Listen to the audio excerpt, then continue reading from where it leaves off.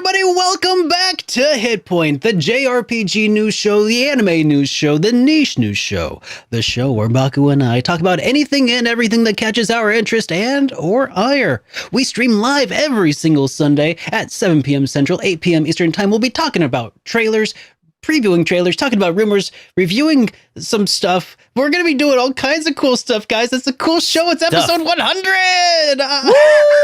Woo! 100. I almost nailed the intro. Dang it. Almost. But you know, if I had nailed the intro though, would it truly have been an episode of HitPoint? No. I say nay. I say no. I feel like this is the greatest tradition of all. Is just screwing up the intro at some point. Y'all can hear me, right? I hope so. Unless they say no. It's like, nope, cannot hear Derek, cannot hear. Oh, nope, cannot. Happy 100, Baku. Yay, man. Oh my gosh. 100. That's crazy, man. Can you believe it? I feel like I don't even know. Okay. We have documented evidence that you and I have hung out for at least a couple of hours 100 times before. Which, when I think about it, can I say that with like authority that I have spent that much time with anybody else that's not my immediate family or Amy? Like, I don't know. Legitimately. That's fair. Legitimately, like I probably spent as much time with like maybe my friends growing up when we were like doing sleepovers and stuff, but I was asleep for a lot of that. Like, I don't think that quite counts. You know, I feel like alive, engaged in actual discussion. Like, dude, that's a lot of time. It's a lot of time, and a lot of time that we're also spending with all of our viewers. All of you guys, yeah, all of them.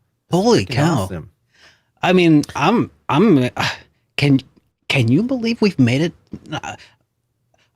I'm flabbergasted. What else are you guys doing? Why are you here? What have I done to deserve like your continued like eyes and ears? Well, whatever it is, I appreciate all of you guys so much for making the show just feel fun to be a part of and to just get to, you know, shoot the breeze every Sunday, every single Sunday. We never skip, not even once. No, never, ever skip. Nope. Rain or shine, we are here every Sunday. Speaking of rain or shine, I should note that we are in the middle of like a pretty severe thunderstorm outside right now. So if the stream does just sort of blip out of existence, just know that it wasn't because of any technical difficulties on my end that I could have controlled. It's all thunderstorms all the time. Oh boy. Hey, by the way, I do want to mention that we're gonna be doing something fun today. We've got this like AMA kind of like ask me anything kind of situation here. We've got some questions from you all over the last like 2 weeks. I'm just sending feelers out, but hey, if through the show that there are any questions that you have for Derek or myself, please throw them in chat. We'll be sure to catch that and answer those questions towards the end of the show.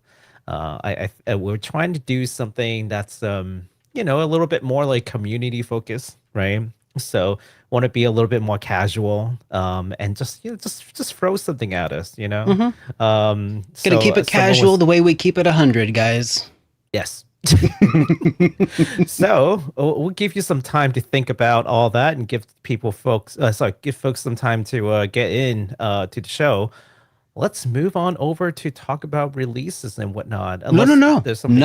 Not yet. Not yet. Oh, not yet. No. Because okay. There's a couple of things that we should probably talk about before we start talking about releases. Yes, I'm sorry. Yes, go ahead. Yeah. So I'm gonna throw this little chat into the thing. I think I can pin my messages too, can't I? It's not letting me pin my own messages for some reason. So Baku, if you could pin my message, that would be awesome. So for a limited time only, the HitPoint t-shirt. Pin it. Weird. I think you need to get on the HitPoint account. Oh, you're right. That's what I've done. Messed up. Okay, here let's try that again. There you go. Pin that message. There we go.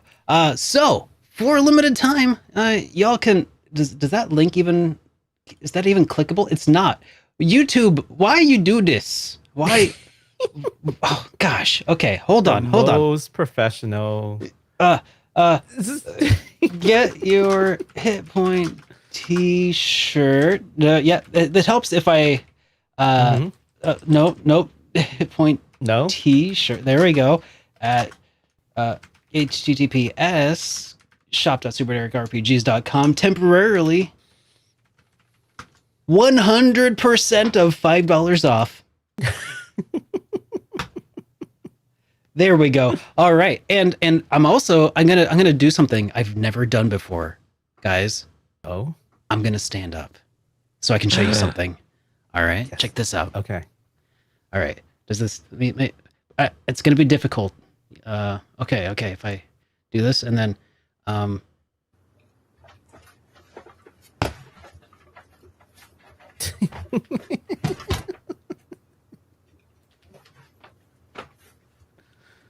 Hey, how's it going? We're gonna nominate Derek for an Emmy just for this performance. Look at that shirt. So, Oh, the shirt. Look at the shirt. Look at the shirt. Oh yeah. Okay. You know, Derek and I didn't plan to wear the same shirt today. Like But it was like the obvious choice. Yeah, I was like, it's the 100th episode. We should wear a HitPoint shirt today. And then I showed up. I'm like, oh, you too, huh? There we go. Oh, that was weird. That got really weird. I'm not gonna do that ever again. Let's just out of breath. Are you okay? Let me tell you. Let me tell you guys. These thumbs weren't made for walking. All right. So the point of that charade was the fact that temporarily HitPoint the T-shirt is $5 off in order to celebrate the occasion. So if you go on over to shop.superdarkrpgs.com, that'll lead to the brand new Switch Wicked website. Oh yeah. They've redone the whole thing. They've redone the whole thing in order to commemorate the HitPoint episode 100. Actually, that's not true. They actually have their own physical store, and they've changed like their whole store provider. But they've actually got a location. There's a spot in town with all of the Super Derek t-shirts that's just like up on a rack in like a retail space. It's the coolest thing. Wow. Like, I go into a store and it's like my stuff is there. And the wild thing is there are people who are buying my shirts who have no idea who the I am. But because the shirts like the design, is that it? Some people just like the design. You know, there are some people who just, you know, want to support local businesses. And okay, that's fair. And they're buying my stickers. We got stickers there. We got some cool stickers. My new logo stickers, those are up there. I don't know if they're on the online shop. You have to come to Manhattan, Kansas and go to Switch Wicked and go inside there. It's a skate shop and an apparel shop. These people are super, super cool, by the way. So people are like skateboarding and they're like, yeah, this is a skateboard like brand, you know? And you're like, yeah, it absolutely is. And totally not just two middle-aged dude geeking over RPGs every weekend. I mean, it's the coolest thing. It's the coolest thing. I'm rad. Yeah, it radical. Is, bro. I'm bringing it back. Extreme. Rad. I appreciate it. Extreme with an X. That's right. Extreme with the X. I'm telling them that they should start stocking inline skates, but apparently they don't have a whole lot of demand for that at their skate shop right now. So. Bummer, but bummer. It's pretty sick. So if you guys ever come to Manhattan, Kansas, make sure to check out Switch Wicked and check out their other cool stuff besides just my own awesome brand. They have some pretty sweet stuff. Anyways, so besides that, there was also one other thing that I did want to kind of talk a little bit about, and that is the fact that we have hit our 500 subscriber milestone. And then a little bit more. And then a little bit more. Yeah, we're up to 650. Actually, probably a little bit more at this point. So thank you guys for being here. You're making us feel good and subscribing and just making my day. So thank you. As a result, though, we did this before October, before the end of October. I specifically mentioned in my video on JRPG Weekly Update to not do it until after. But I mean, at this point, it's okay. If you've been holding off on subscribing, you may hold off. You may do that now, and it's much appreciated. But because we hit the 500 milestone before the end of October, before Halloween, I streamed Silent Hill 2 for 7 hours. 7 whole hours of horror. 7 hours. Oh my gosh. So I know what you're thinking. I'm super brave. I managed to play for 7 hours, and I got past Pyramid Head. I think that's what people call him. I showed off in JRPG Weekly Update a little bit of that footage. It was a lot of fun. I'm very, very proud of myself, and I think that when I defeated Pyramid Head, the credits were about to start scrolling. So I stopped it there. And just we can just chalk that up as being done, right? I think we're done. Right? You? Listen, yeah, sir, I think that means we're done. I paid good money for that game. You go back there and you enjoy it. No, when the deal was that I had to sponsored by Konami. It was sponsored by Baku. So yeah, I mean, hold on. Thing is, well, what exactly were the terms of this deal? Because I remember being told I had to play it. Was finish part of the requirement? No, I just want to guilt you into playing it. Okay. Some more. Yeah. Because it's a good game. Because it's a good game. You know, listen. Okay, it was very good. And chat should back me up, okay? If this is anything like, I don't know, Alundra, which we all know is a terrible game. I would never make you go through it. Oh, what's that, Quest 64? If it's like anything like Quest 64, I would never make you go through it. You play it, you did 7 hours. You keep Alundra's name out your mouth, okay? Yeah. You keep Alundra's name Hill 2, out your mouth. Silent Hill 2 is impressive for 2 reasons. It's impressive the same way that Nier Automata was impressive, because it was kind of like the underdog in a way. Konami, no one had faith in Konami, okay? Prior to Silent Hill 2 release, everyone was dogging on Konami. Oh, you mean the remake especially. Okay. The remake specifically. Yeah. Okay, yes. Because they're like, yeah, Konami making games again? Get out of here, Konami. You're crazy. You're drunk, yeah. And was it the Blooper team? Is that what they're called? Like the actual developers? I don't know. Well, their previous games were okay. Like, they were like mixed reviews, maybe, not great, right? So you put these 2 things together, and and on top of that, Silent Hill 2 is such a iconic game to a lot of people that it just raises the bar that much higher for them. Yeah. So in order to make a good Silent Hill 2 game that would satisfy all the fans, I know, and newcomers alike, it was a high bar. Such a thin needle to thread, right? Yeah. But they did it. I mean, let's be honest. The numbers are out, the reviews are out. They've clearly done it. Yeah. Like, I mean, I can talk about it, my experience a little bit.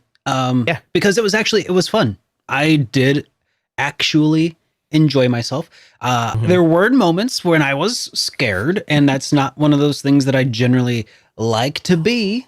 But it was fun. It was actually it was a much more puzzle heavy game than I expected, in a good way, because as a fan of horror games with puzzles like Alundra that are incredible, as a fan of those, Alundra is incredible. Just to say that again, as a fan of that, I think it's my experience having played, some emotionally tense games with some very intricate puzzle elements like Alundra that were just so great.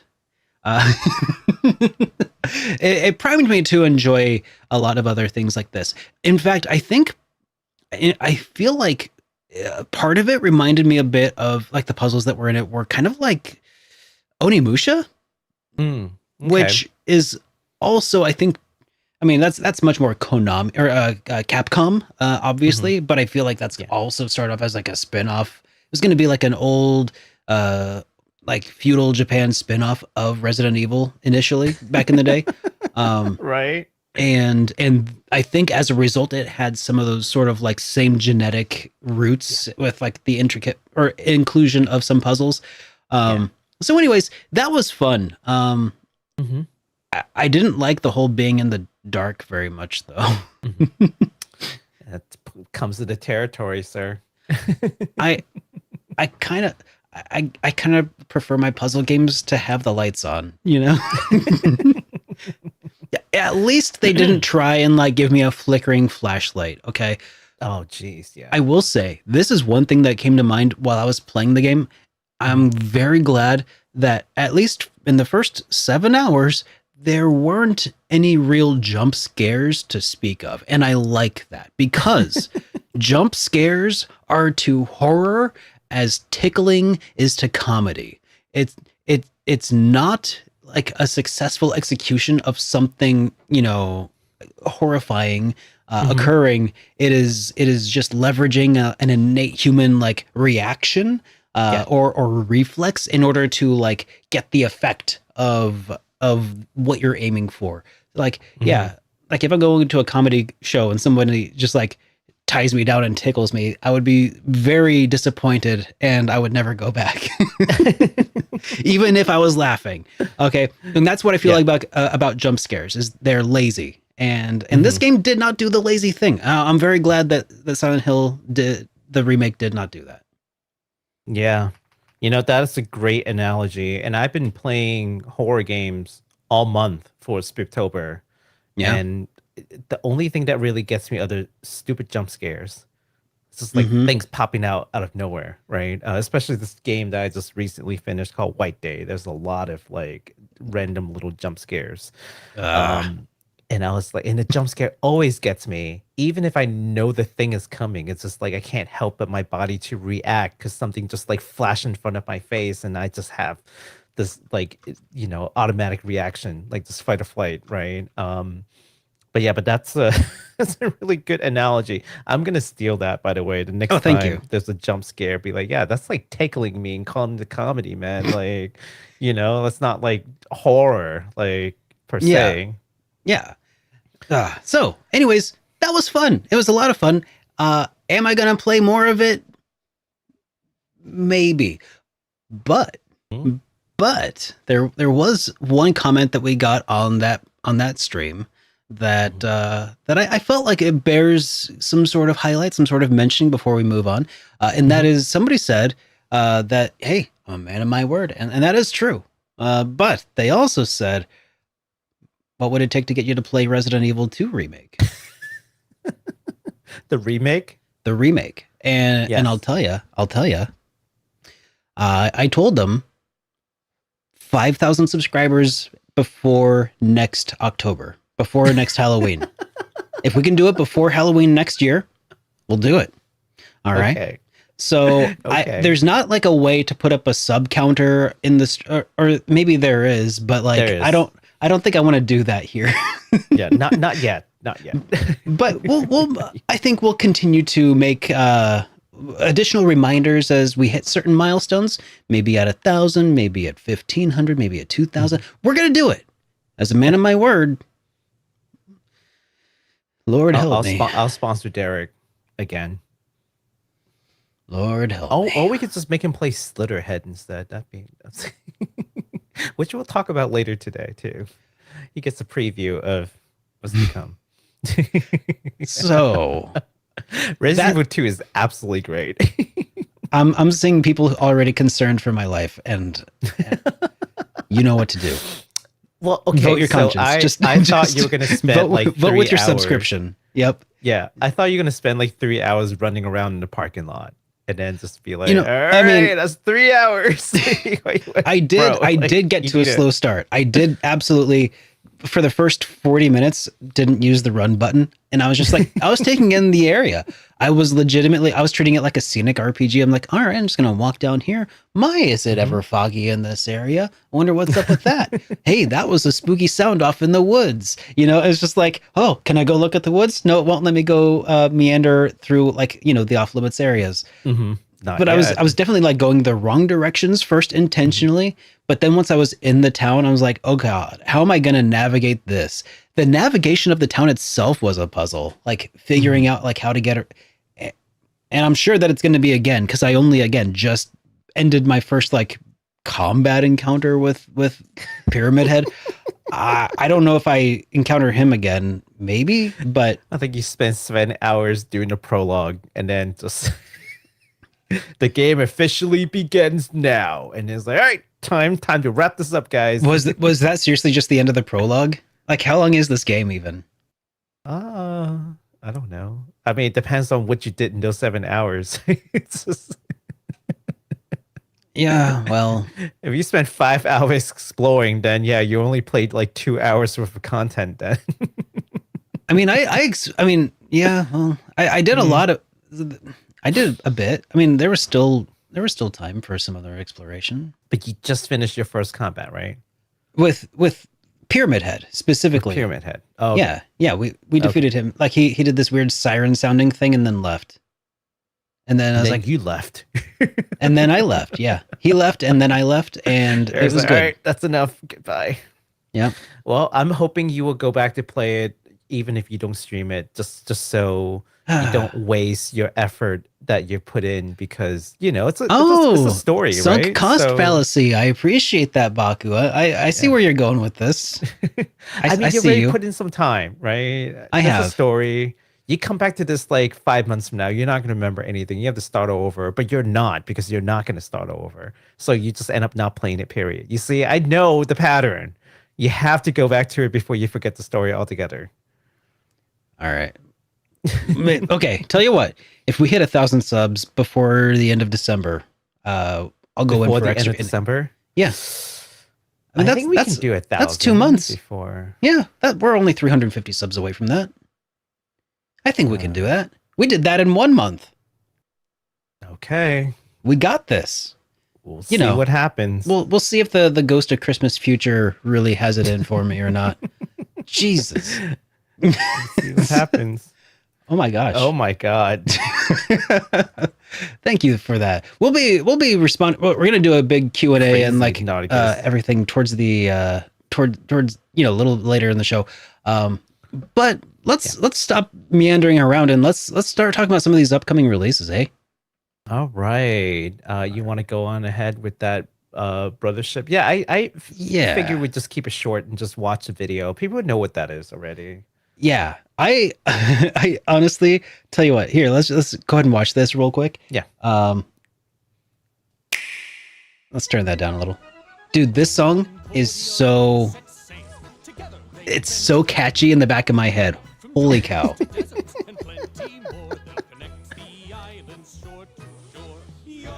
Mm-hmm.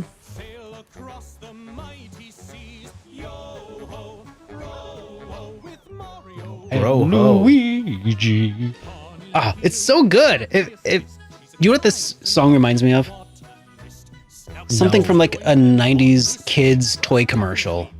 Oh. They had some bangers. Is this a 2-player co-op? I mean, Brothership, I would imagine, but... And Luigi. Is it co-op? I think so. It has to be, right? But maybe not. I mean... Because it's also, the ship is literal. There is a ship in here, like a pirate ship. True. Man, this song... Oh, sorry, microphone. So... it's so cool. I mean, you can't really see much of like the turn-based RPG mechanics in here, but this is such a ridiculously good song. Like, I mean, some people are going to be into it, some people aren't, but dang. People are leaving the show already. They're like, we'll come back when you stop. Oh, man. This is cute. I Available like this. November 7. Holy cow. All November 7th. It's this week, guys. That came up so fast. So here's the funny thing. So cute. I was gathering the podcast or the shows. Trailers. I was gathering news for the JRPG Weekly Update. And towards the end of the update, I was like, wait a second. Is this DLC? Is this because I didn't know that Mario and Luigi Brothership was a nautical themed RPG. This is me being really dumb here, but I just felt like telling this story anyway. I actually recorded like 5 minutes of being like, what is this trailer? This is incredible, but is this DLC for Mario and the Luigi Brothership? What? This is so weird. I can't find any information because it was shown to me as a trailer of Yo-Ho Bro. And I was like, wait, is Yo-Ho Bro the DLC? What is the, because it was the sea shanty. I thought it was supposed to be like, you know, the episode title, Mario and Luigi, the Yo-Ho Bro sea shanty. I was like, whoa, that's interesting. That's a really weird. I mean, but didn't this game like just come out? Like, why are they already announcing DLC? Or is this a Day sequel? One DLCs. Like my brain was just completely broken for like 5 minutes while I was recording it. Luckily, I caught it during the edit though, and I was just like, "Oh my god, that would have been such a mess if that had actually made it in." Oh no, that would have been so embarrassing, Derek. No, well, I'm glad you have an editing process. Yeah, thank God nobody will ever know about that. That would have been so embarrassing. All right, you want to watch this next one here? Yeah. I feel a little obligated to talk a little bit about this one because it is from the land of my people. Hold on. Here. Okay, here. Getting it. Yep. Yeah. So usually I would I didn't give Derek the honor to talk about horror games. Yeah, this is Hong Kong in like the 90s. And you know what? It really did look like this, which is actually pretty cool. They captured it pretty well. Really? I mean, other than the spooky environment, but like... I mean, when you said it was made by the people in the land of your... I thought you were making a joke about like, you know, Miku or something. No, the game is... Well, it's not made by people in Hong Kong. It's a game about Hong Kong. Yeah. It was a horror game set in Hong Kong anyways. That's cool. Yeah, so it's the land of my people. Gross. Oh yeah, those like parasite thing, yeah, totally also highly accurate. I've seen one of those, yeah. Make sure you cook your pork thoroughly, people. Oh yeah, that one time when entire Hong Kong was engulfed in fire. Yeah, I remember that. Yeah. Yeah, those parasites, gotta be careful. Cook your pork thoroughly, people. Oh, absolutely. This is why. This is why you have to cook your pork thoroughly. You don't want to turn into one of those guys. Oh my god. Could you imagine? Pretty cool mask though. Yeah, but no, I really want to play this. If nothing else, just to see what they have. See what it's all about. Yeah, I think they did a really good job, like in the background and all, and capturing like the look and feel of like Hong Kong in the 90s. That's what it looks like. And I know because I was there in the 90s. That would be... I can't imagine how weird that would have to be in order to experience that. Because like if I were to have played a video game featuring Manhattan, Kansas in the 90s, like that'd be like weird as hell, man. That'd be all kinds of like, what? So being able to, you know, revisit a place from your past, that'd be pretty dang cool. Yeah, man. I can't wait. So that was Slitterhead. It is a new action horror game that's coming out on November 8th on PS4, PS5, Xbox Series, and PC, which is the polar opposite of Mario Luigi. That was only for the Switch, and this is like, no, only not the Switch. That's pretty awesome. Funny. Yeah, so on the 7th, people will be playing, Brothership, and everyone else will play Slitterhead. I'll stick with the I'll stick with this with the Brothership. I think the slit. personally. Oh, you said a slit. What? No, Freudian slit. Freudian Slitterhead. Indeed. All right. Boy. So next up, we have some new games that got announced. Or not new game announcements, more like New Just game announcements. So guys, Divine Dynamo Flamefrit is going to be launching on the 21st on all modern platforms. So Yay, there's finally a launch day for it. I'm so excited. So you got a Nintendo Switch, you can play the game. If you don't got a Nintendo Switch, you can play the game. It's the game that brings everybody together with some 90s style anime visual aesthetics. Let's check this out. Oh man, that Burn Blight frame, that intro, it's the Soul Blazer intro. Oh my god, how did I never catch that? Yes, that is the intro sort of video. The dun dun dun dun dun dun dun dun dun. That starts when you start Soul Blazer. It scrolls across. Oh my gosh, how did I never catch that? I love the look and feel of this game because like it is literally 90s. Like everything. Speaking of the 90s,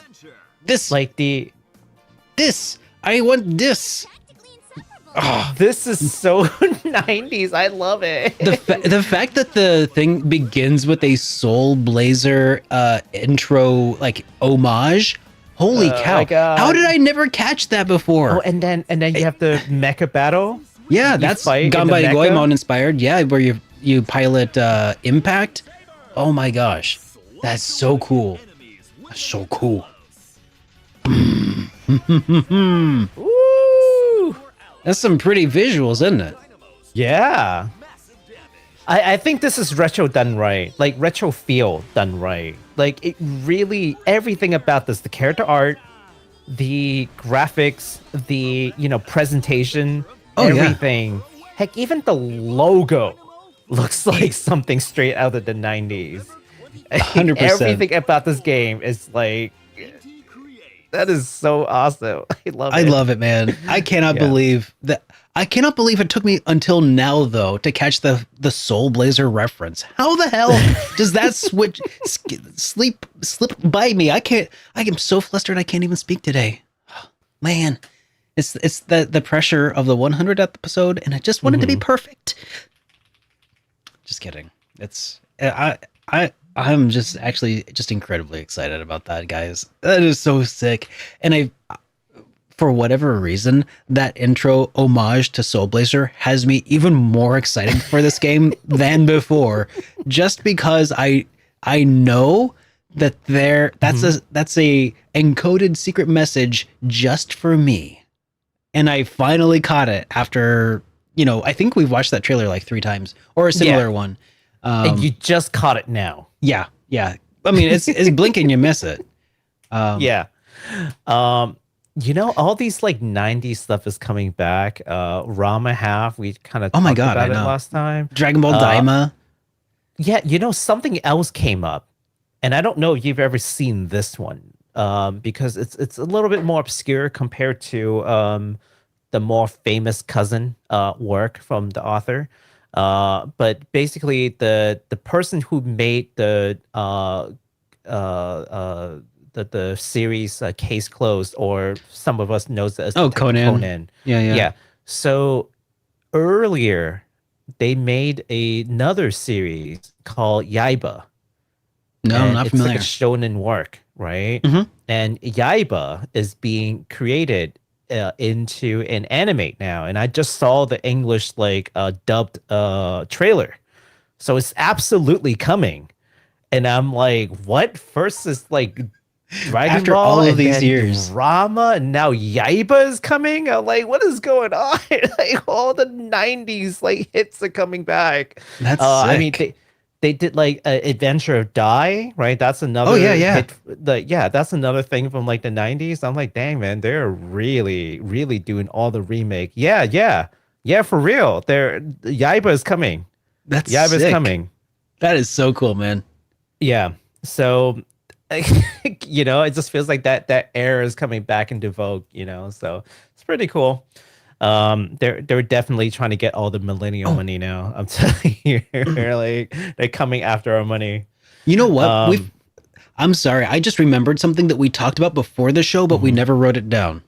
What? And that is, we were going to pose a question to y'all, to all your viewers out there. Oh, right. Yeah. Yes. We're going to ask you guys a question. So, secret encoded message for all of you watchers who watch straight through. The question is, if you have any favorite moments from HitPoint, throw them out in the chat, because we'd like to talk about those, and just anything that you remember as being particularly fun or awesome or a fun moment. Yeah, we'd love to hear about it and remember and reminisce a little bit. We're also going to do Q&A a little bit later on, but yeah, that's also just for you guys. Much appreciated. Thank you so much.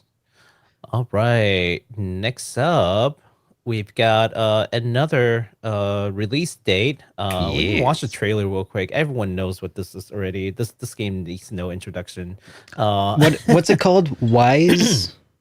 It's called Ys Memoire, The Oath in Felghana. Ys Memoire. I think it's like the remaster to the original. And, this game is available on PC, but I think that's like the only place that you can play it. So if you have not a gaming PC, or you don't game on PC, then, you're missing out.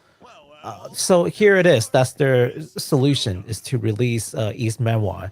And I mean, I believe it's pronounced Wise. Wise. This game is gonna be on PS4 and 5 and the Switch. Yeah, Wise is gonna be.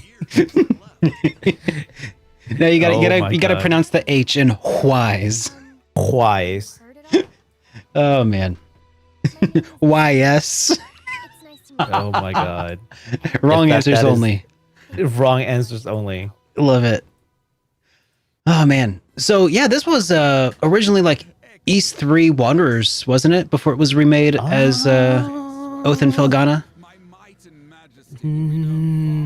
I could be wrong. I'm not well versed, but I don't remember off the top of my head, because it's been a little bit since I looked at the Ys lore. I know 5 was all kinds of weird, but that's all right. Yeah, I can't remember. It matters not. It matters not. Wise. Yes. Remaster of the inaccessible one. Well, the inaccessible one is 5, but yeah. No, this is 3. This is 3. This is not 5. This is 3. I mean, it's technically you can play it. It's on Steam.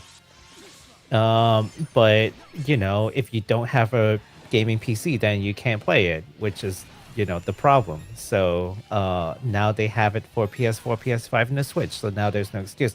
Actually, 3 and Origin ties for me as my favorite.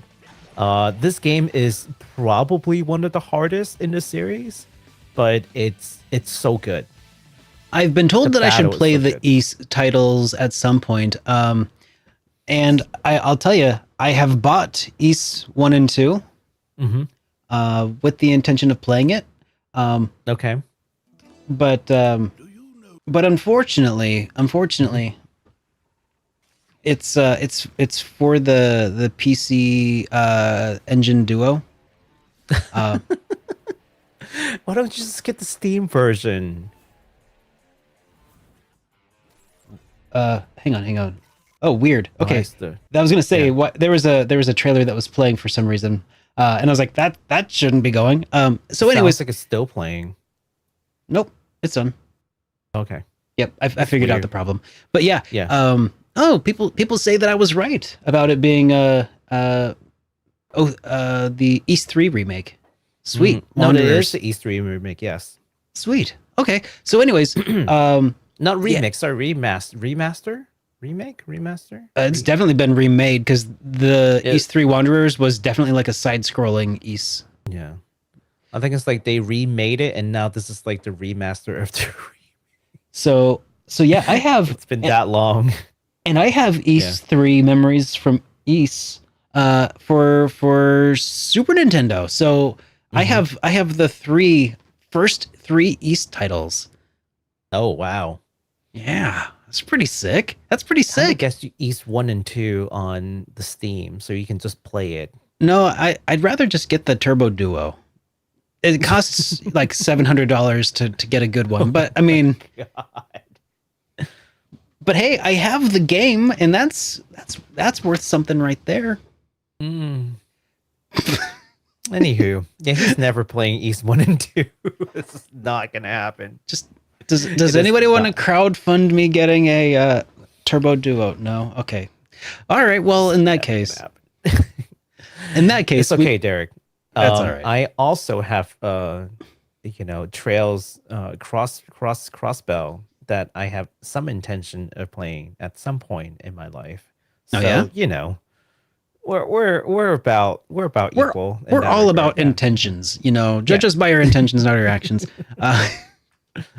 All right. So Ys Memoire is coming out January 7th. So in a couple of months. So just hang on there, okay? If you still don't want to get a gaming PC and you really want to play Ys 3, it's coming.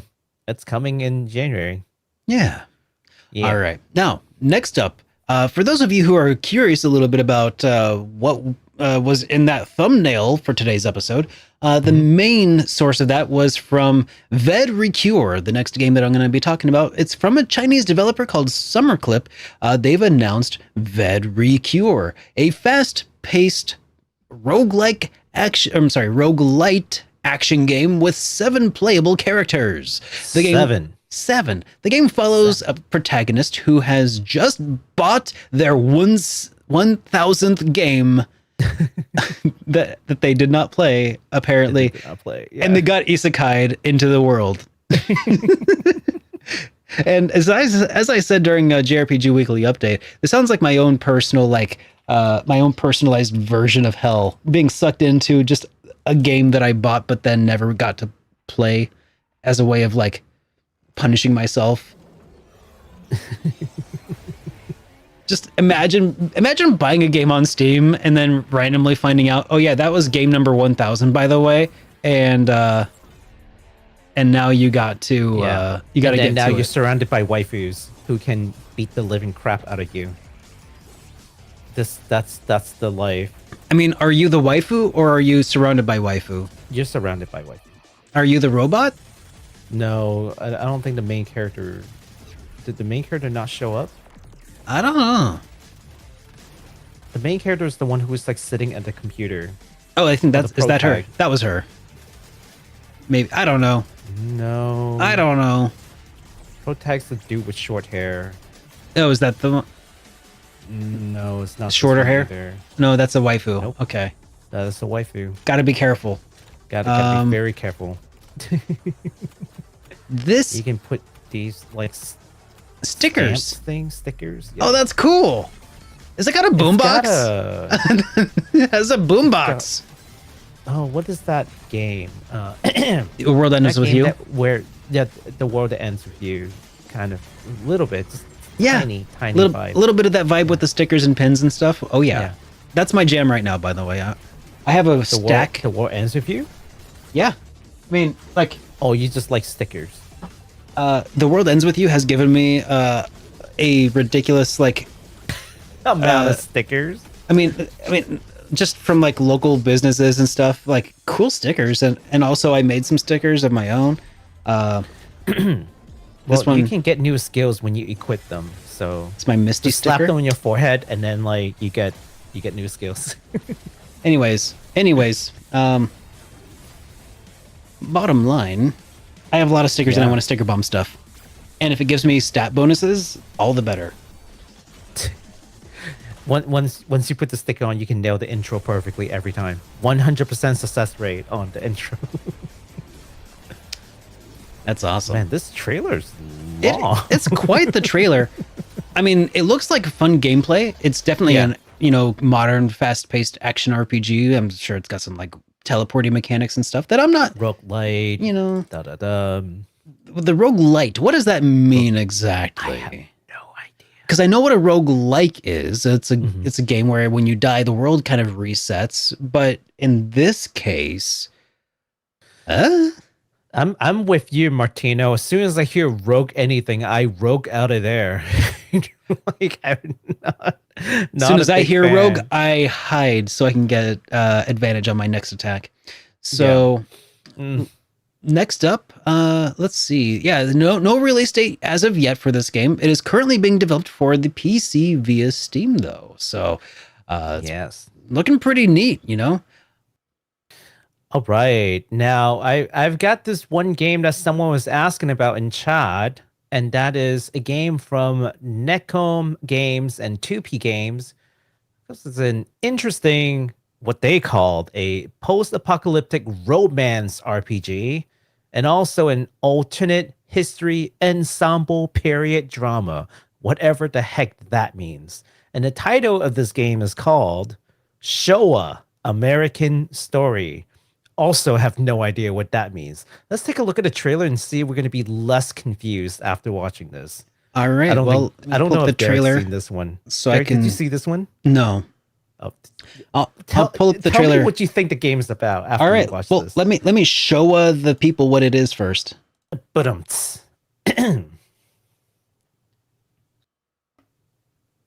that person was covered in blood. Zombies are the ones trapped in the past. Real-time in-game footage. That guy's name's Goku.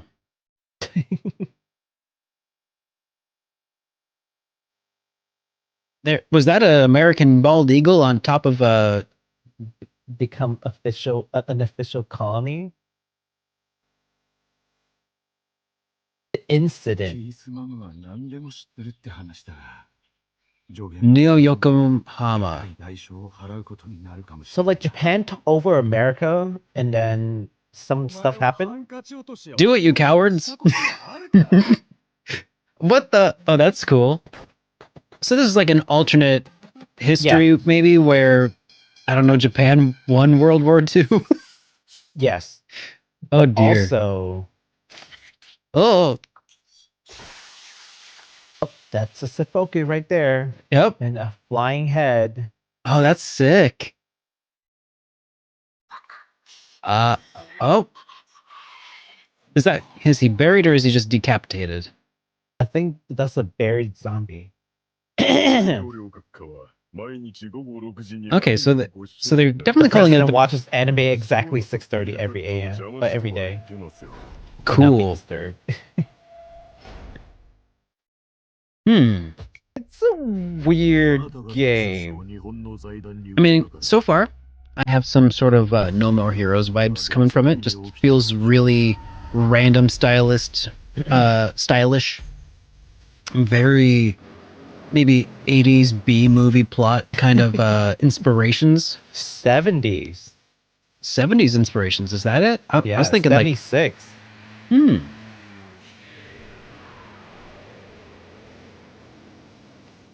This is I love this is just I kind of dig Yokohama. They took over California.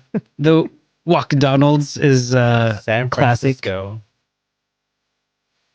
I believe that's pronounced San Francisco.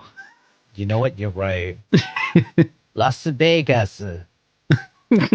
Sorry, we had to pronounce it correctly, guys. Okay.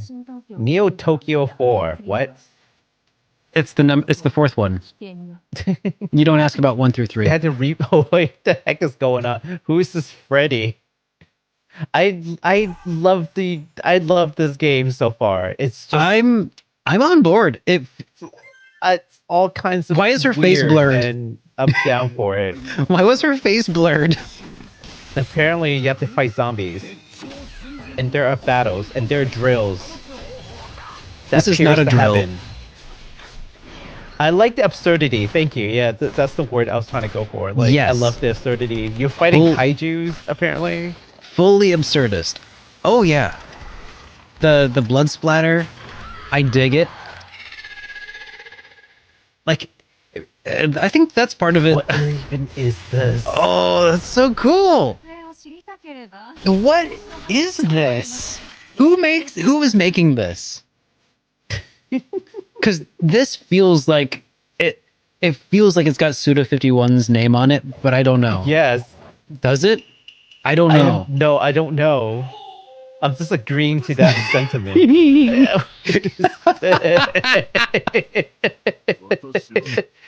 Yet also, American cowboy, Texas governor. It also feels a little bit like a Yakuza game. Showa American Story. Oh, there you go. This is someone asked about this. They're like, "Oh man, did you see Showa American Story? You have to show it." I'm like, "Don't worry, I got this. We got this." I saw this. I was like, "No." What is this? Who's doing this? Who greenlit this? What the? Why? And her face is still blurred. What is up? She's got a pixelated face.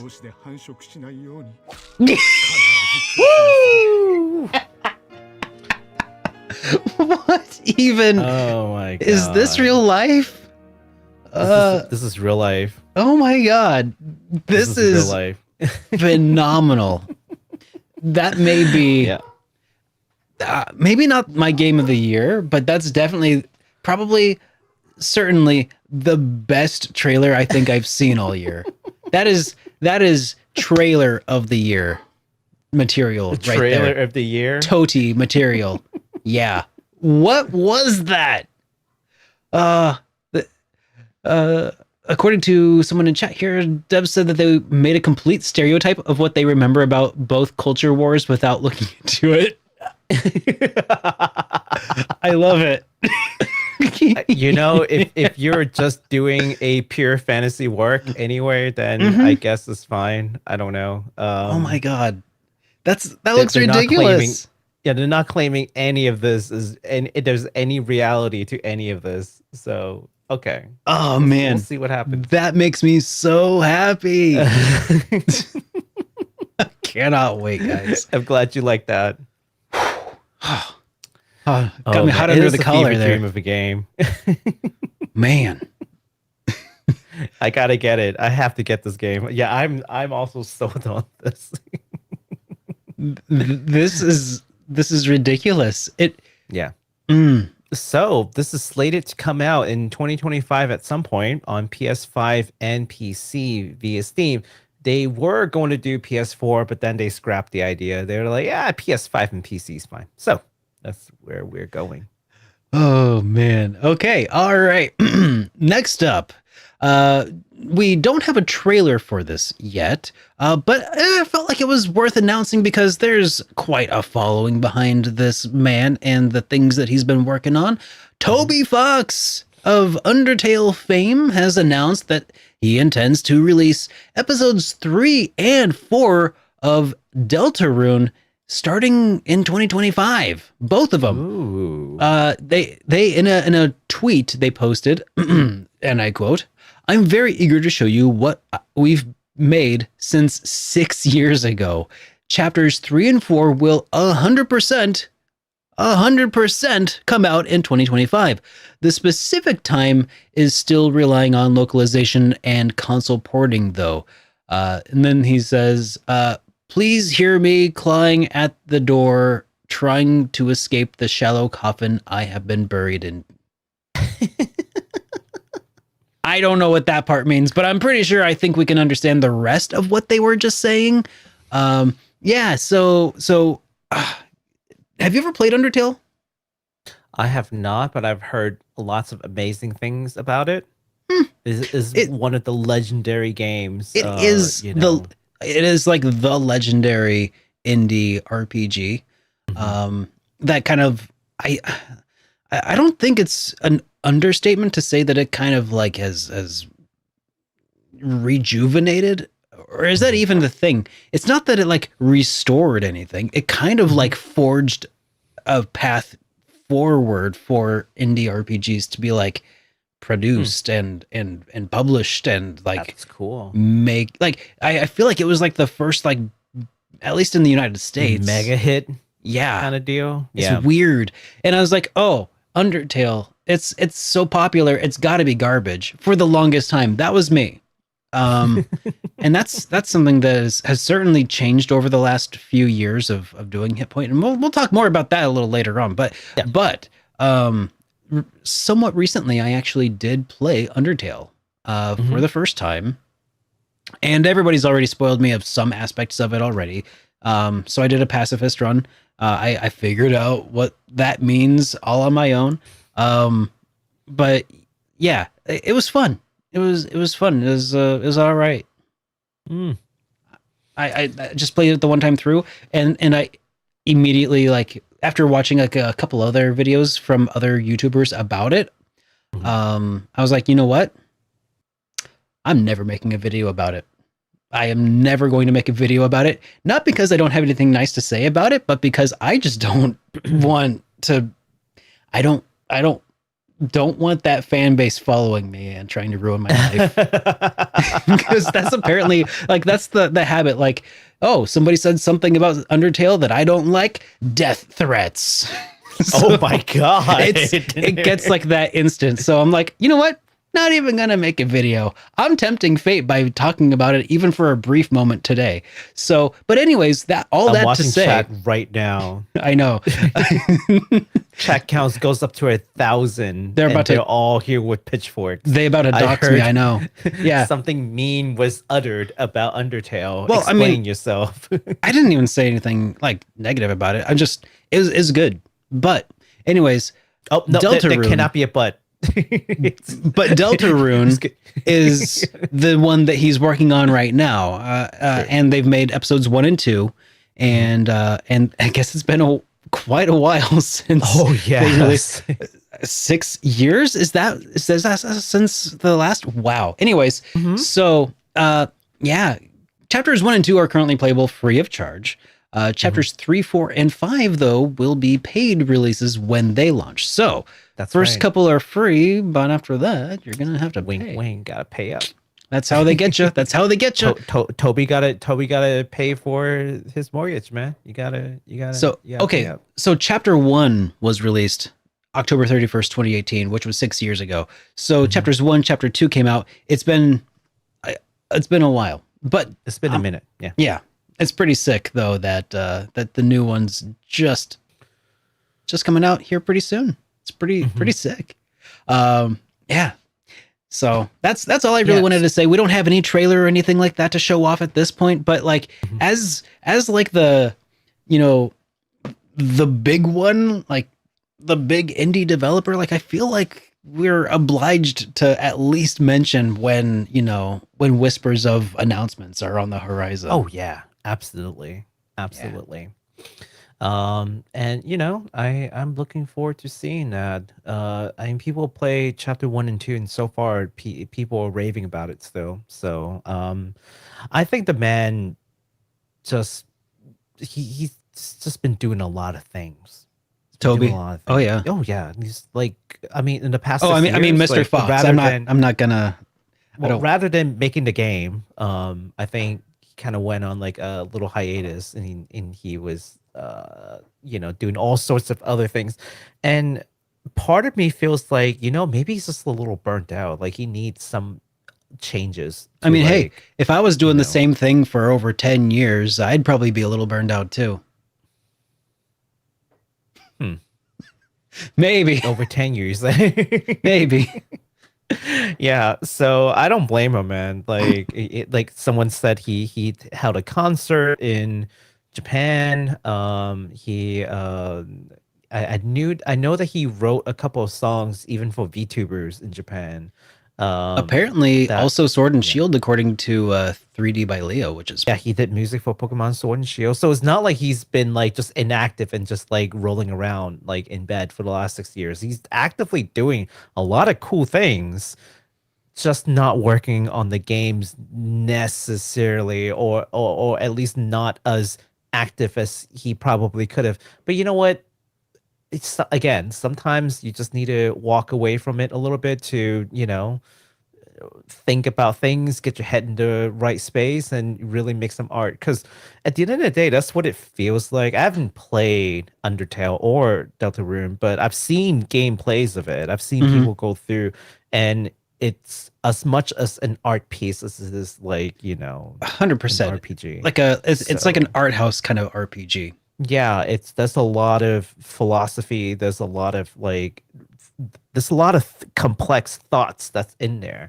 So if that's And the time some that he needs to walk away to like really make sense of things rather than just push something out just so he does it it's in a time it's also frame, it's also then got Megalovania, which is pretty sick. Just throwing that out yeah, there. Megalovania, holy cow. yeah. So I respect it. Just we'll be ready whenever you're ready. So, speaking of obligatory mentioning, Oh yeah. we have to talk about this one. And this is going to be the last game announcement that we've got. And a lot of folks are already like, oh, we know which one is coming. So let me just start with this. You one of the many Xenoblade Chronicle fans who never got to experience Xenoblade Chronicles X because, That's me. it's locked in this less popular Wii U console, whatever even that is. What even is the Wii U? I don't I, know. I don't know. It's just another Wii as far as I know. Yeah, it's just the controller, right? Just the Yeah. controller is the It's Wii U. it's And a then you get tablet attachment. It's a bad iPad. I'm just gonna piss Anyways. off more Nintendo fans at this point. Let's just move on. Oh, all the pitchforks are coming in now. Um, Nintendo Monolith has just announced that they will finally be releasing the definitive edition of Xenoblade Chronicles X for the Switch. According to Nintendo, this definitive edition is the remastered version of the 2015 game, but it's not just in the enhanced visuals, but it's also got added story elements. Hey, Everyone's favorite. Added story elements. nice. I love added story elements. Yeah. I'm hoping they will retcon and connect to, the other three games a little bit better. So it doesn't feel like this is like the oddball, Question. As Yeah. as one of the plebeians who never did actually play Xenoblade Chronicles X, despite owning a copy or two on Wii U, I might actually have two copies. I don't know why. Is this a game that did this have online only elements? I don't remember. I feel Maybe? like maybe. Let's And I feel like that was answer another you, reason. because I never got a Wii U, so Oh, okay. Because I had. Oh, were you one of those filthy pirate people? I am one of those people. But I have played Xenoblade 1 through 3, so there's that. I just never played X because I don't have a Wii U. So Okay. But hey, but now I get to enjoy it. Let's take a look at the trailer, yeah? Yeah. All right. Let's check it out. Let's check it out.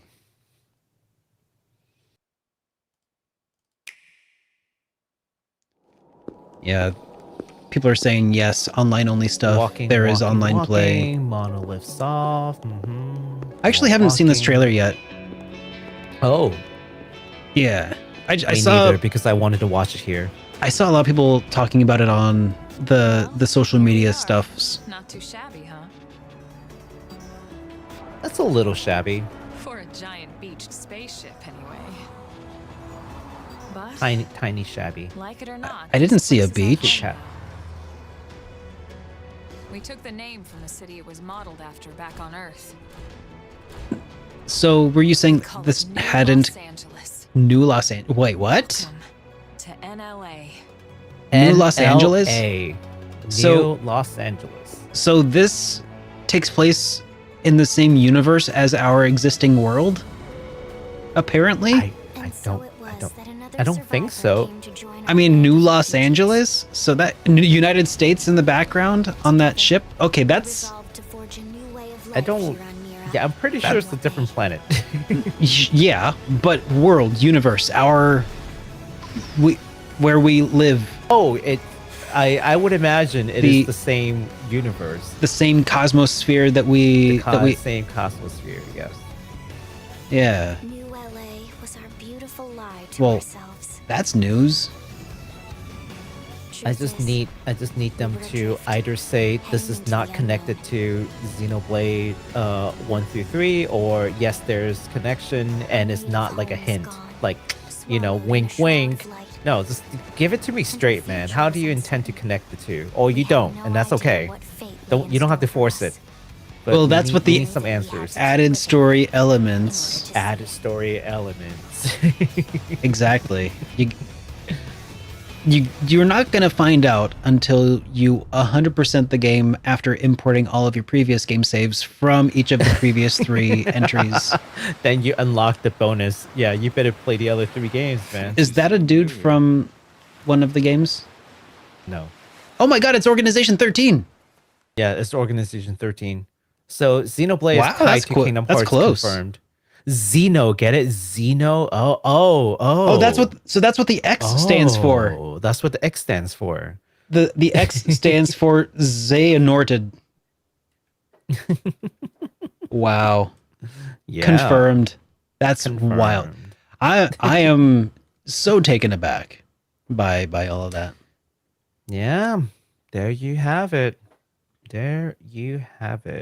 So, we've got a March 20th release date, which is fantastic. I love it when they give us a release date. Only 5 months away. That's not much time. No, I absolutely love it when developers or publisher goes like, okay, well, it's 6 months until the release. Here's the trailer. Here's the release date. Wait 6 months, and I'm like, cool. It's on my radar. Yeah. Rather than the it's gonna come out in like the next 5 years at some point.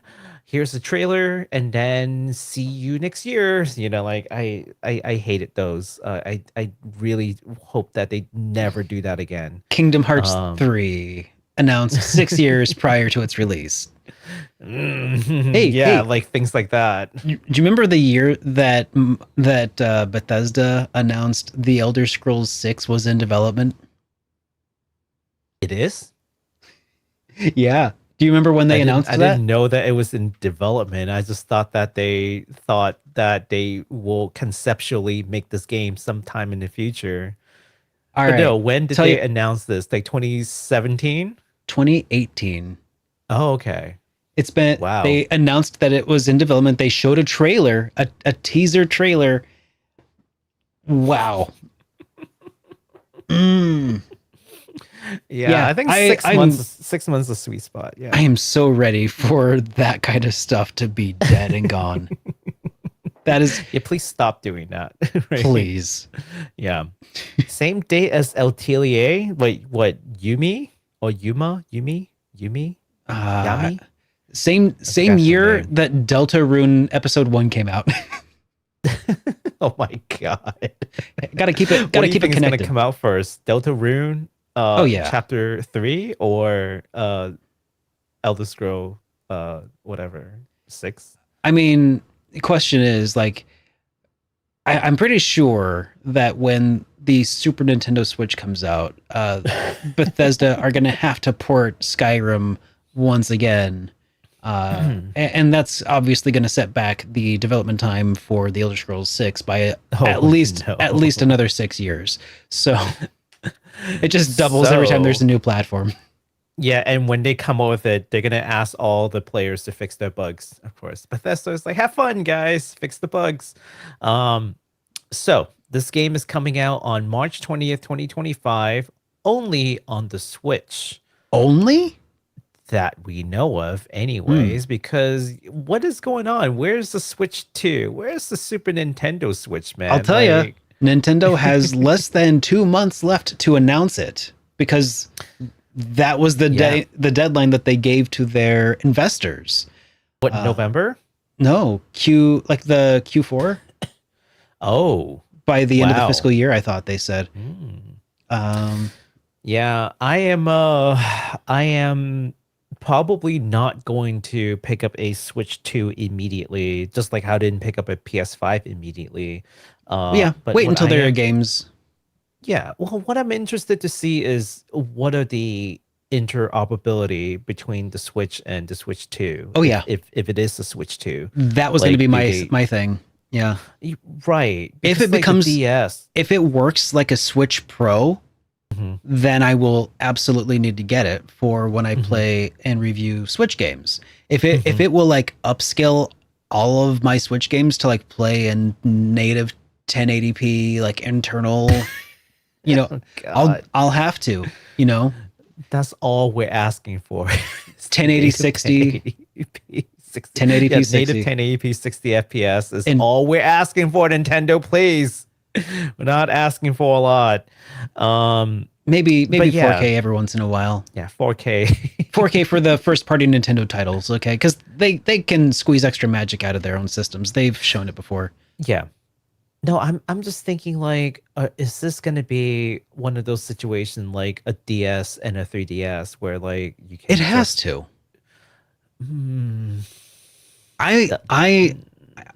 Because if they don't make it backwards compatible, they're going to have issues with the initial draw of people to the new platform. But if you can say, but you can play all of your Switch games in 1080p, native, that is then going to by itself sell. How many units do they have out in the wild? 100 million Switches? I have no idea. Some obscene amount of Switches out there. It's absolutely nuts. I'm sure that at least 10% sales of that will be reached in like launch if it can do 1080p Switch games. Yeah. How much between the like the regular Switch, the Switch Lite, and then the Switch, whatever the heck, with the OLED Switch. I think those are like the three. As of models. August this year, 143 million units.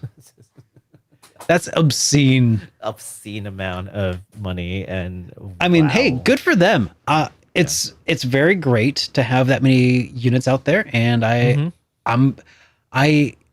think that if they can leverage the sales that they've already like had, moving some additional units to help people upgrade.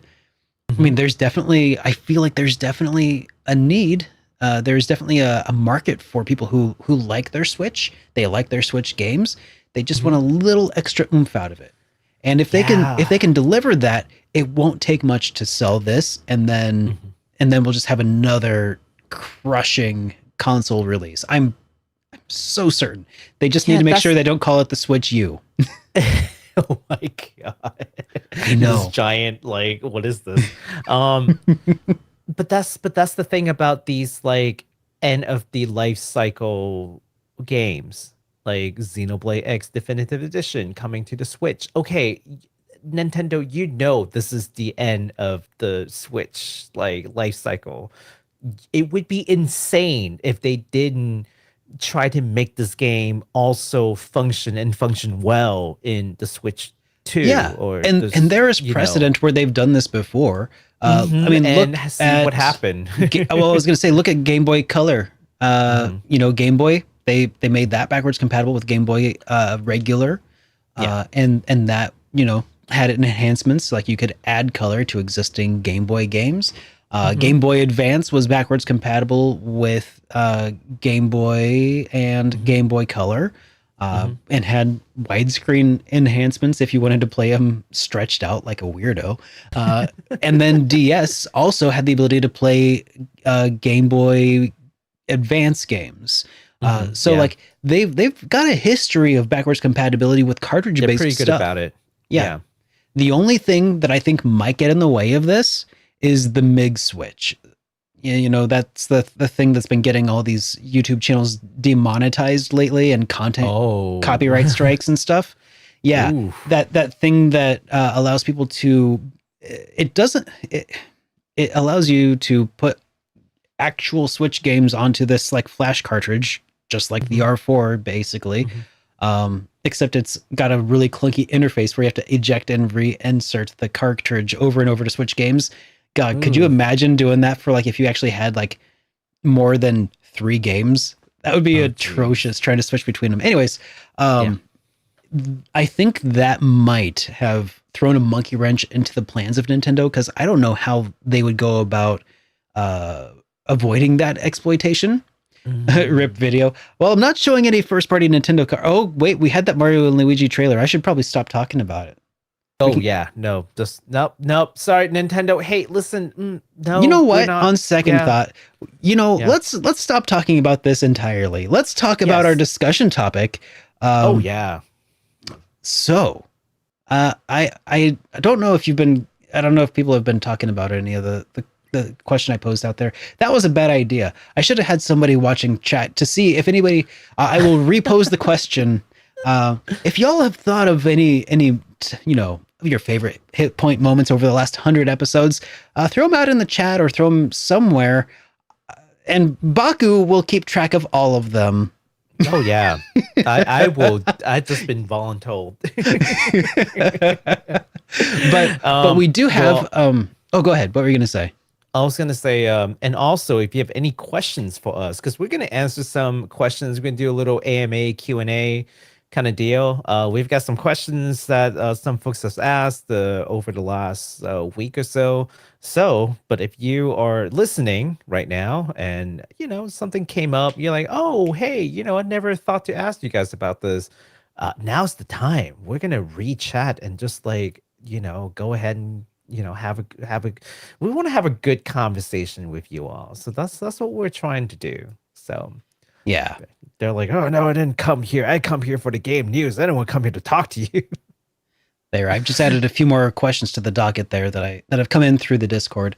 All right, so before we do though, we had briefly discussed prior to the show an idea to kind of just a little bit of a hit point throwback. I'm curious what y'all want to. I am personally a little morbidly curious to see what our very first episode of Hit Point looked like. We're not going to watch the whole thing because it's an hour and 40 minutes, but I was thinking maybe what would the first 10 minutes look or sound like? Oh, jeez. Oh, no. I know. It's going to be a little bit painful, but I want, in order to see how far we've come, you kind of have to see where you started, right? I mean, so let's we'll just watch a little bit. I'm not gonna make us watch a whole thing, but let's see what pain we have in store for us. Ooh, okay. Hey, that background looks familiar. That looked pretty sick. That background looks pretty good. Look at that. Oh, that intro. Welcome to Hit Point. Oh my gosh. We look so different. And looks so much younger. I look so much younger. I think we were younger. Oh my gosh. It's almost like we're looking into our past. Oh man. News show. Look at that slick baby face boy on the left there. Hardly any chin hair on him. What's no mustache? RPGs, JRPGs. Oh, Anime, maybe some talk about figures and stuff. Basically, talk about stuff? figures. Figures. We're gonna well, I think we've done that a time or two. Baku, I think we time or two. Yeah. We did stop that after we noticed a sharp decrease in viewership during. Did we fulfill our promises? I'm sure I'm a longer fan of you than you are of me, though. Like you're the senpai. You've been there's no way. You've been on YouTube. You've been on Twitch way longer than that. Yeah, and this is still true. Set the record straight. Maybe should I turn up the background? Bigger fan of this man than the other way around. I don't know if that's necessarily. I think our audio is really bad. There's a few points of that I'll contest. Super Derek is way too loud. I will say that there was a short time when I streamed here on YouTube. And then I started streaming on Twitch when I honestly, as far as looking back at this, the live gameplay stuff, quality of the video, I like the layout all right. A podcast though, something that will work, and I've been getting lots of requests for it. My background still looks about the same. Yeah, you got the posters in the same thing. I was gonna say more figures and plushies. It's definitely filled in. That's exactly. All right, I'm gonna skip ahead a little bit here. So anyways, yeah, let's start at the top here with recent release, Pokemon Legends Arceus. Or, Oh. no, that's not how you say it, is it? Is it? I think it's Arceus, The but- classic. Did you just call it Pokemon Legends Arceus? Yeah, I definitely did. Which apparently was the original pronunciation that they were going to go with, but then they Oh my realized that it God. sounded too much like Arse, and then they're like, oh, it's Arceus. Oh God, I used to call it Yes. Magus. I used to a long time ago called him Magus. Oh Mm. I boy. think it's Magus. We're like but fresh simple makes it face, man. Magus. I know. Just listen to me. I'm talking about pronunciation of Magus versus Magus. But I- Not yet knowing that it's pronounced Magus. Jeez, what a loser. God, how did anybody watch this? You had So it's completely yeah. different. You just need a Maho. 99 more episodes to get it right. You know what? That's- Well, I'll give him another episode or two. So our primary source then becomes Woolsey then, right? Okay. All right. I think that's about enough of that for me. Yeah, just please end the torture now. Just, Okay. Yep. So I'm just gonna. I don't know. I'm just gonna. Yep. I'm. That was plenty. That was plenty. It's a little warm in here. Whew. Yeah. So Oh, you know, I applaud all of our viewers who's been with us from the get-go. You stuck with thank you, us. first of Very all. much appreciate it. Yeah. Yeah, and also all of our listeners too who are on the podcast. Surprised that there's a lot of them out there.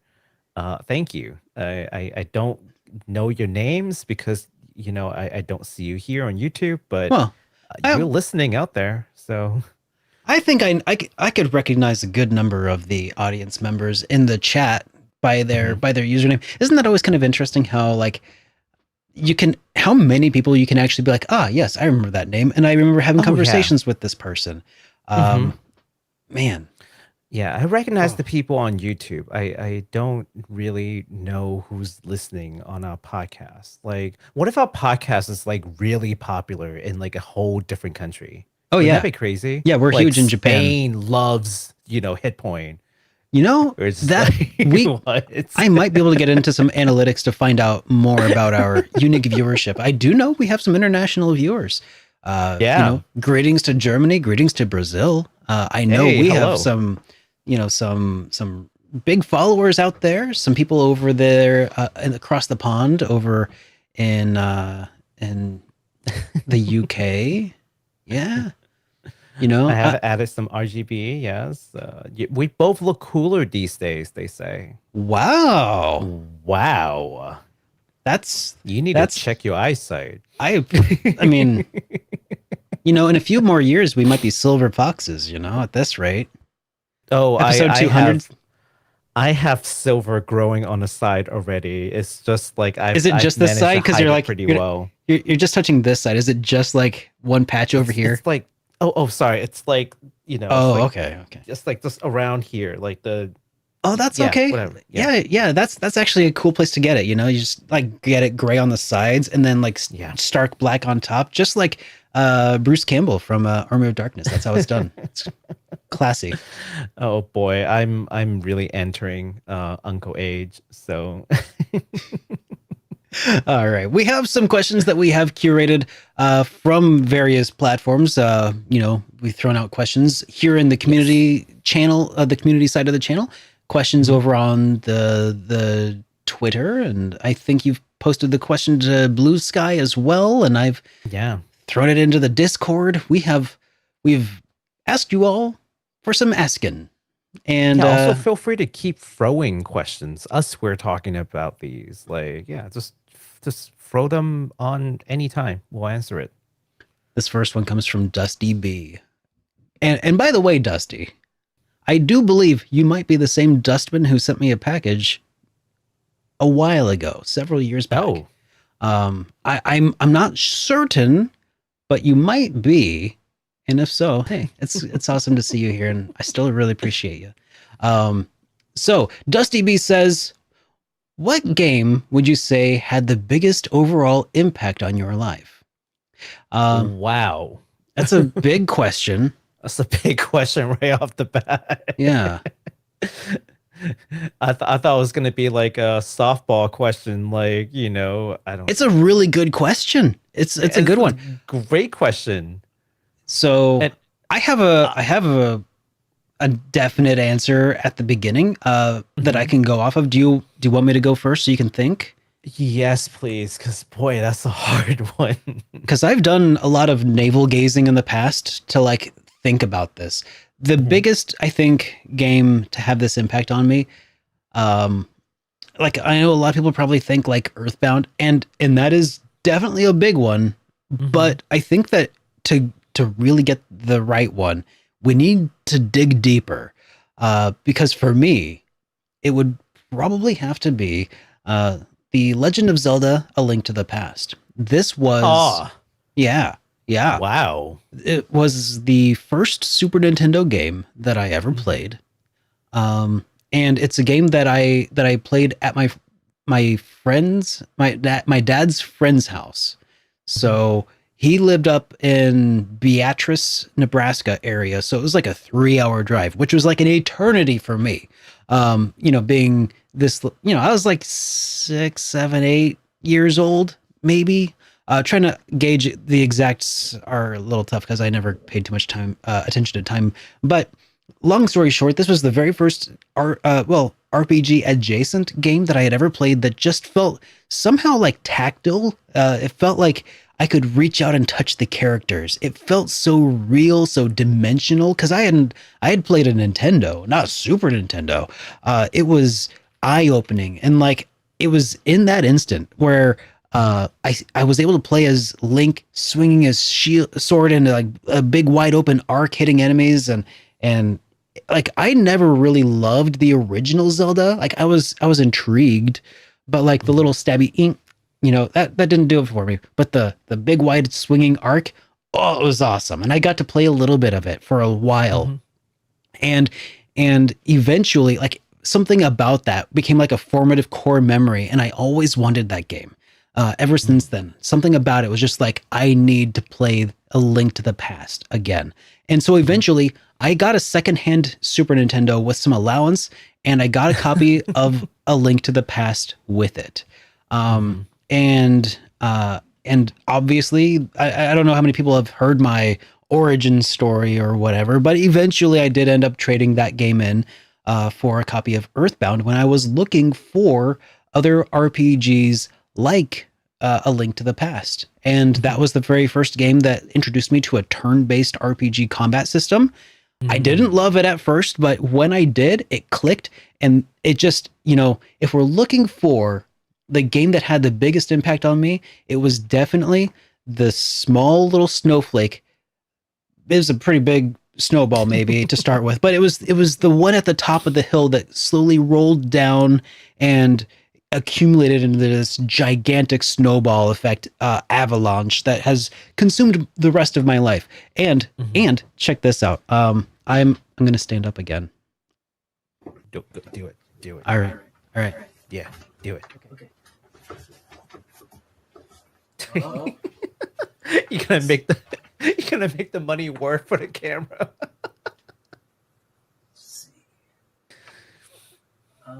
Yeah, grab. Ooh, look at that. Look at those kegs. That. Ooh, dang.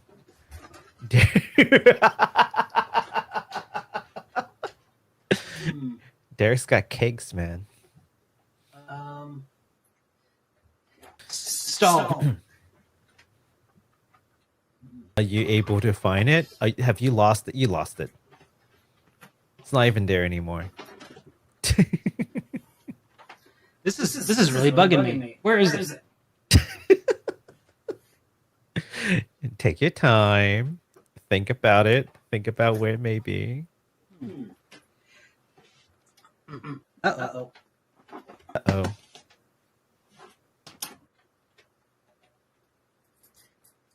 There. Okay. Keep stalling. So, I will stall for Derek. Hi, how's everyone doing? Welcome to the 100th episode. If you've got any burning questions for Derek and myself, and it could be really literally anything at all, games related, anime stuff, just general life things, where do we want to go from here on out, anything at all, feel free to ask us anything, or maybe ask Derek specifically about like YouTube stuff if you're like a YouTube creator or something. Yeah, So thank you for stalling. Here we go. yeah, I tried. Here we go. Thank you for coming back so I don't have to sing. So I was so close. about 7 years ago, I reached out to my dad's friend, and I asked him if he still had his old video games and consoles and stuff, and he did, and he sold them all to me in a giant lot. Oh, And so this is in fact the cartridge of A Link to the Past that I played years and years and years ago. So this is not just just a copy of the game that I played, but this is the copy of the game complete in the box that is so cool. that it actually came in. So like this is one of my Horcruxes, if you will. This is super valuable to me sentimentally. But also probably super valuable, period. I mean, probably not. It's in okay shape. Like it's fine, but like, a little bit of like box. Yeah. But for me, like this is like, I can't believe I have this piece of like my history. Cause growing up, I was not the kind of person or family that like kept games or their boxes. Like I would play a game, I would go trade it in. If I got a new game on Christmas, I ripped the box open. Oh no. This is just what we did. They were cardboard. They weren't made to be like held on to forever. I mean, legitimately, like doesn't that make you want to like go back in time and smack yourself upside the head? If I could turn back time, I'd do a lot of things. Yep. I would find a way. All right. So that's my story, and I'm sticking to it. So, your turn. Oh boy. Okay. Well, I don't have the physical copy for this one, unfortunately, but I will say, I mean, there's just so many games that has, and that's the problem, with the question, because like, if no games had made any impact, well, that couldn't be true. But there's just too many, and I keep looking back in time. I keep thinking back in time, like what are the games that made the most impact? I've got to, there are a couple candidates, but I will settle with Final Fantasy 6. There's Final Fantasy 4. There's East 1 and 2. There is Romance Saga 2, which recently got a remake. But I think ultimately the one that made the most impact, and there was Terranigma. Here's the problem with some of those other games. Terranigma too? Really? Well, yeah, so there's a lot of here's the problem with a lot of those games that I played back in the days. Like two issues. Number one, they were in Japanese always, because I lived in Hong Kong and there was no Chinese localization. It's all just Japanese. You just get it, you play it. Number two, I was relatively young. You combine these two factors together, and some games that had like much deeper story that I would have otherwise been able to, ascertain, any kind of value from it, I wasn't able to because of the language barrier and the age. Right. So even though I had gone back to replay those games later on in life in English just to really understand what these games are about, I think like after college I had this like phase of like replaying all the games on emulators and just being like, okay, what the heck did I even play growing up? So I replayed all the Super Nintendo classics that I grew up with. I replayed most of the PlayStation games that I grew up with, and that was when I replayed Final Fantasy VIII and hated it, and then replayed Final Fantasy IX and ends up loving it. But that's like later on in life, right? Yeah. Final Fantasy VI did a thing that didn't require you to understand the language to know what's going on because Kefka destroyed the world. I'm sorry, spoiler alert for anyone who has never played Final Fantasy 6. What? 6. What? Kefka destroys the world? What? Who's Kefka? I'm so sorry, guys. Spoiler. I should have said spoiler alert for a game that's like 30 plus years old at this point, right? I don't know. How old is it? Is it 30 plus years? No, not yet. 1996. 1996? Yeah, close to 30 years old. And I don't know, like my little young mind was just so blown when okay, let me go back, right? So at the time I've got a couple of RPGs under my belt. I played Final Fantasy 4, I played Final Fantasy 5, and like, I'm feeling pretty good. I feel like, I've done this, right? I've done this before. This is no big deal. And I'm like playing through FF6 and I'm going through it and everything's fine, and then we hit the floating continent, and now I'm like, oh, this is it, and we found like the ultimate weapon, and then we fought the dude, and I'm like, oh yeah, just kicking butt. And then Kefka destroys the world. And I remember specifically resetting the system to find an earlier save because and remember, there were no guides at the time, okay? I don't want to hear people go like, why would you do that? No, there were no guides at the time, okay? No guides, no internet, okay? You figure everything out by yourself, okay? And I was so convinced that I had screwed up the game, that I had reset you got the bad ending? Yeah, like I got the bad ending. I'm like, did I mess up something? I remember going back and replaying through the floating continent. I'm like, what the heck did I miss? Like, there's no way. And I went through it and I still got the ending. And I was like, what the heck? And then finally we got the scene where like Celeste watches the store. I'm like, oh my God, I'm an idiot. This is meant to be. This is supposed to be happening. But I was just in such disbelief that the world gets destroyed. Dude, could you imagine reset the game? Could you imagine if that was the failure state, the failure mode, and like just nobody ever figured out how to save the world? That would be wild. people figure it out in a ROM hack 40 years later. Turns out they check the source code and all. Like just like how people recently found out that you can actually save Aerith. Oh yeah, totally. You could totally save Aerith. Yep. Just like that. That's the story, and we're sticking with it. I can't you believe just need to know what to do, dude. I can't believe you never figured out how to save Aerith. Okay, everybody knows how to do that. Yeah, everyone knows save Aerith, guys. Come on, she was in the final battle, and there's this like extra cutscene. You guys call yourself Final Fantasy fans. Yeah, FF6, hands down. It blew my mind because I think maybe for the first time I've gotten like the twist, because the thing about FF6 is that it plays into your intuition that if you do well, you will save the world. Nothing bad really happens. You can always save it from a catastrophe, right? Not so much in FF6. FF6 is no, the world's destroyed.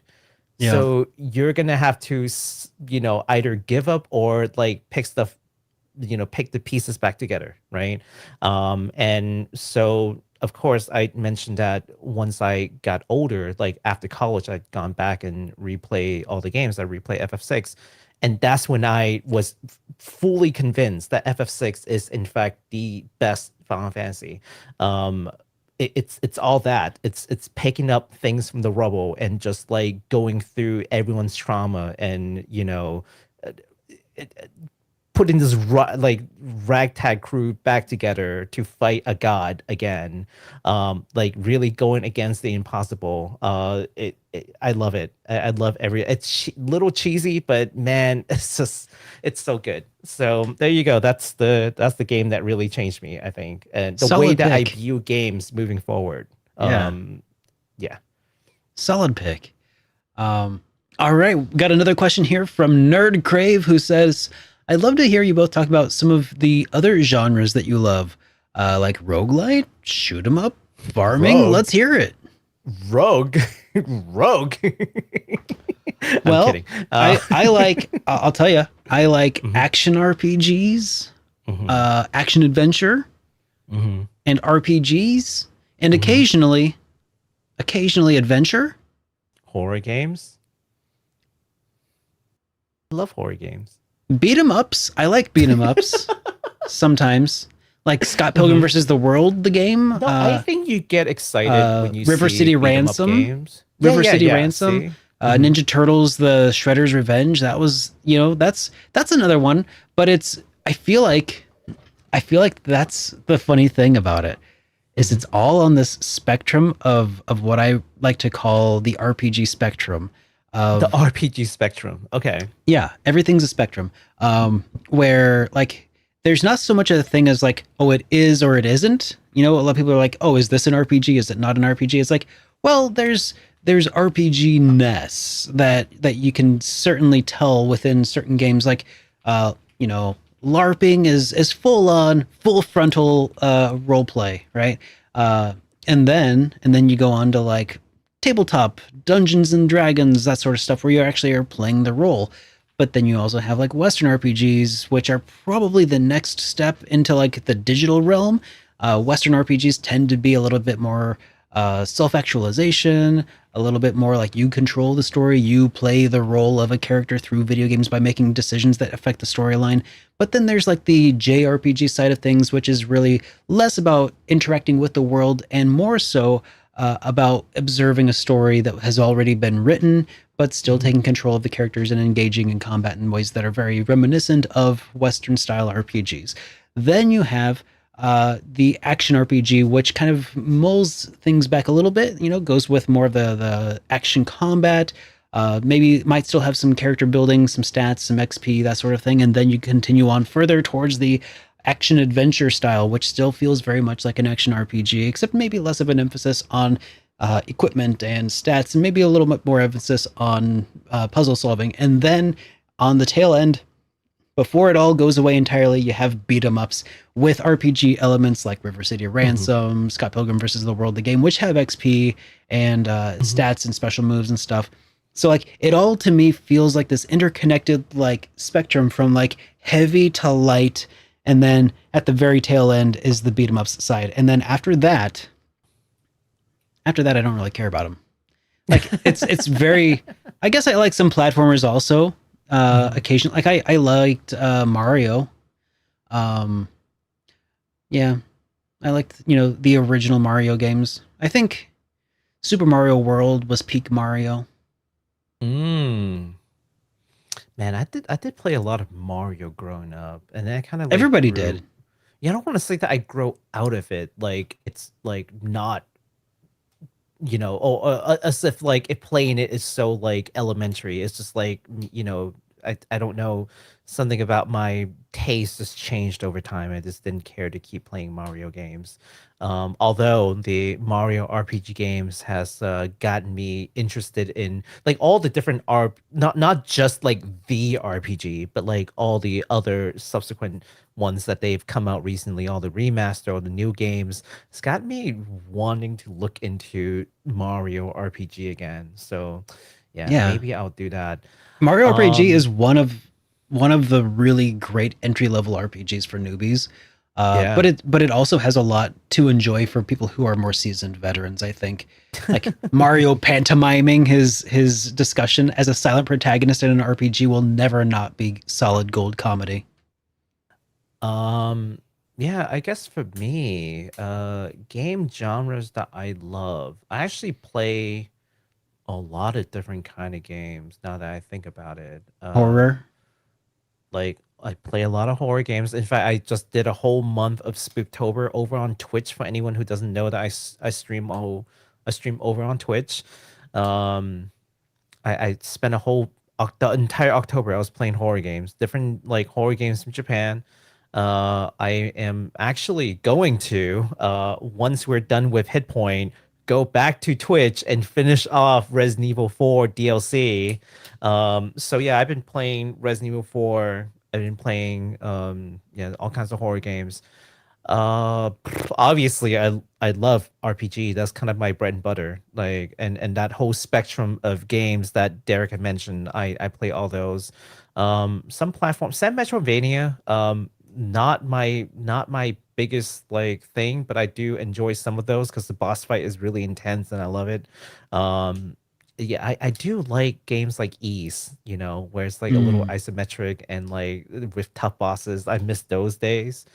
Um, yeah, no, I play a lot of like I would play games like Phasmophobia. Like you wouldn't think like, oh, RPG is like, no, I play Phasmophobia. Like I would play stuff like that with friends. There's a game called Pico Park that I like to play. In fact, I'm gonna be playing that at the second game of that. Pico Park is basically a multiplayer game where you all get in there and you try to solve a puzzle real time.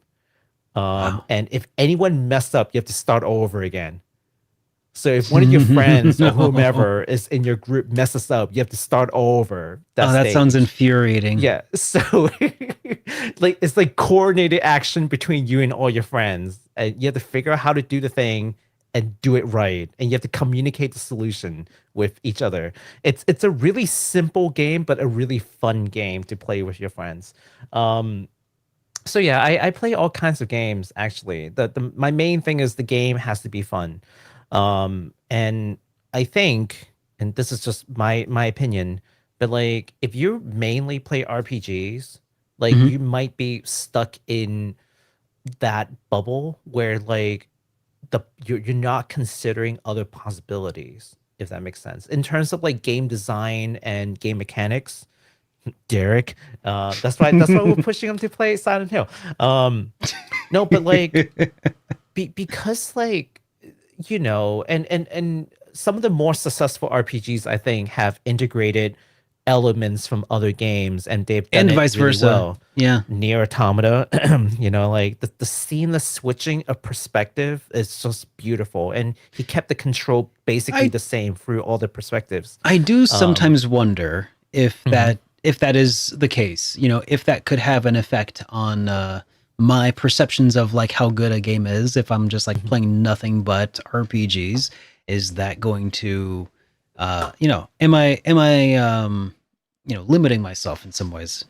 I don't think so though, because I just don't want to play anything else. So but I don't think there's a right answer to it, you but you know know? what? Mhm. Uh I have really been enjoying playing Dungeons and Dragons again, which is a Oh, different kind of RPG, obviously. yeah.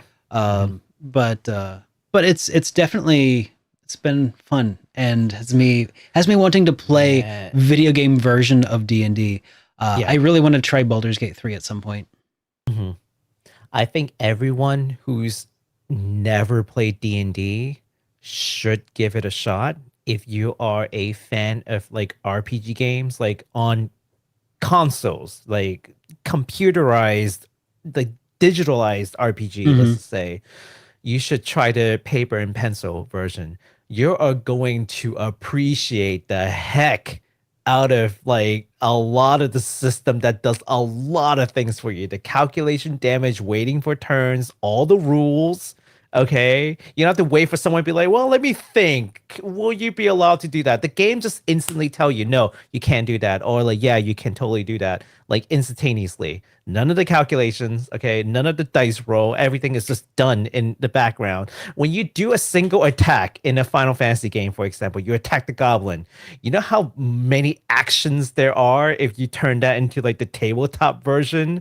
Oh If yeah. like, well, I attacked this goblin with this attack, and then you have to roll roll the dice and see if you hit or miss, how much Well, damage. I mean, you got to determine whether or not you have advantage or not based off of enemy positioning and you know, maybe terrain might give you an update, or you know, if they're weak or to specific kinds of damage and stuff. You know, there's all kinds of fun stuff. Definitely try it. It's fantastic. Yeah, it's just it's a lot of, man, it makes you appreciate the heck out of like the systems that are built to back up. Looks like there's a certain Leo who has some very pointed questions for you in the chat. Wait, Baku played D&D? What? He vehemently refused to play with me. I did not. Got called out. I had never gotten an invite. And second of all, what I said was I can't do long campaigns because my schedule is all over the place. Mm-hmm. So I can do like one shots, and that's about it. Oh man. So, and I've said that repeatedly to people too. Like, no, I cannot do campaigns.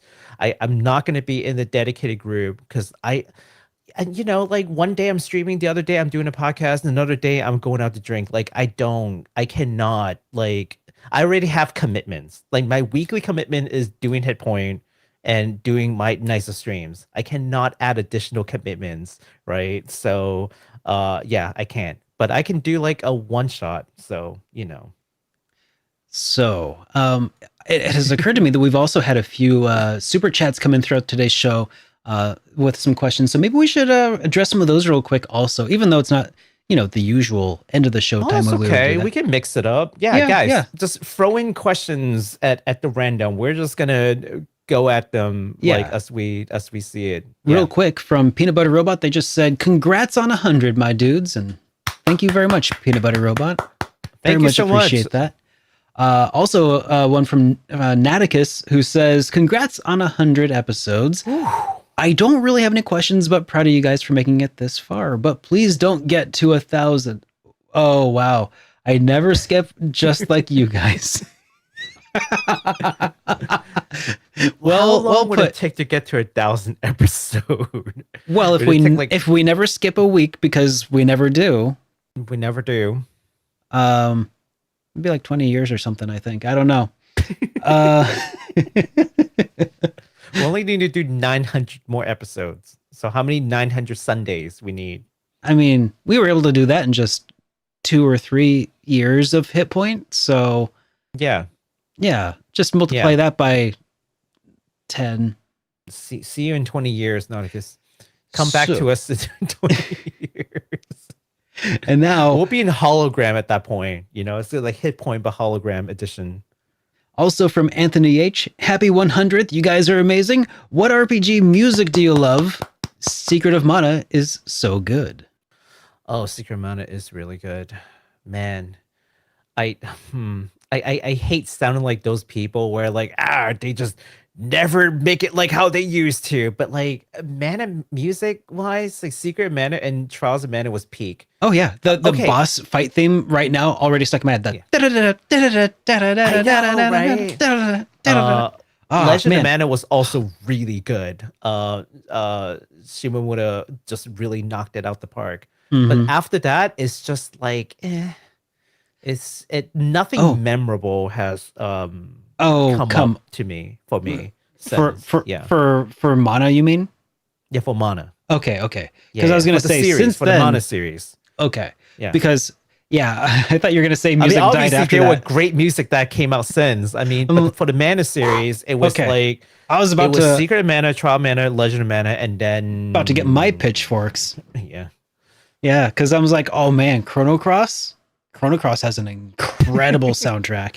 Yeah, say what you will, Baku, about everything else. And that's all it had. I disagree. Absolutely love Chrono Cross soundtrack. We can see eye to eye on that one. Yeah, absolutely one of the best soundtrack.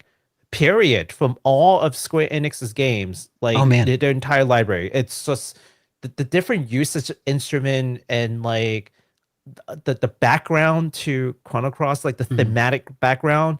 Everything just works so well.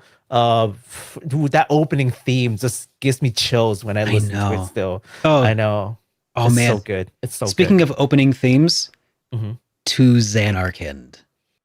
Oh, yeah. That is the classic. The piano, just Oh God, That is amazing. I did tell you, right? Like I saw the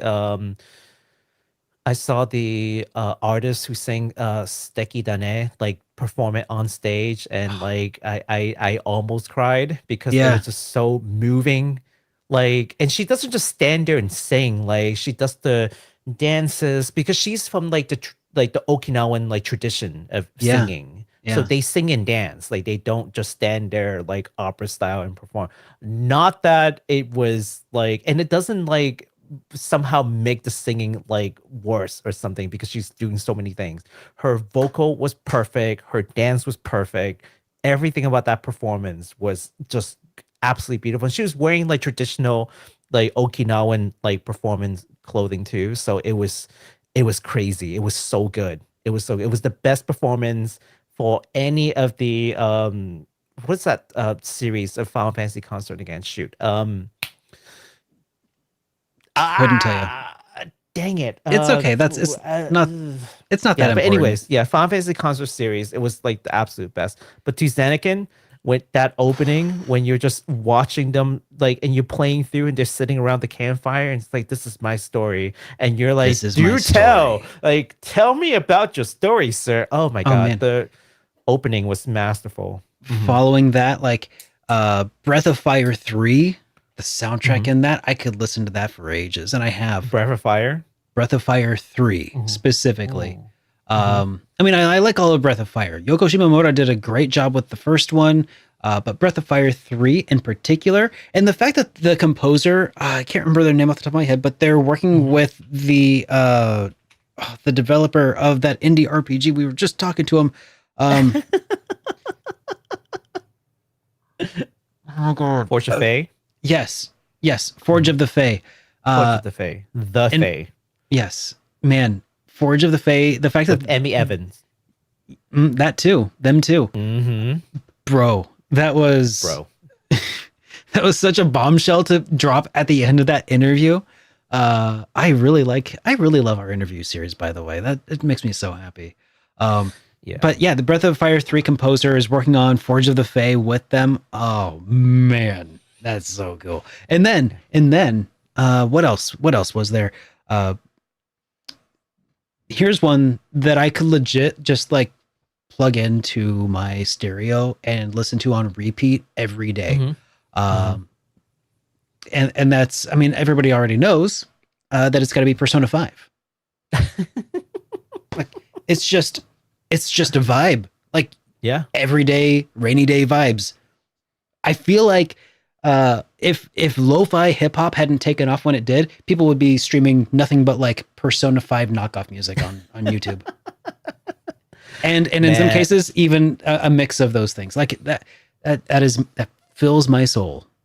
Persona music, Persona like 3, 4, and I'll only play 3, 4, and 5, but all three had very distinctive, like they're Very distinctive similar- tones. Yeah, they're similar but distinctive tones. And I don't know how they do it. It's like magic. You hear it, you're like, oh, that's 4, that's 5, that's 3. Oh yeah. But also there's some commonality that ties them together, and you listen to any of them, they're like, yeah, they're Persona for sure. Mhm. I don't know how they do it, but it's great. Yeah, there's so many.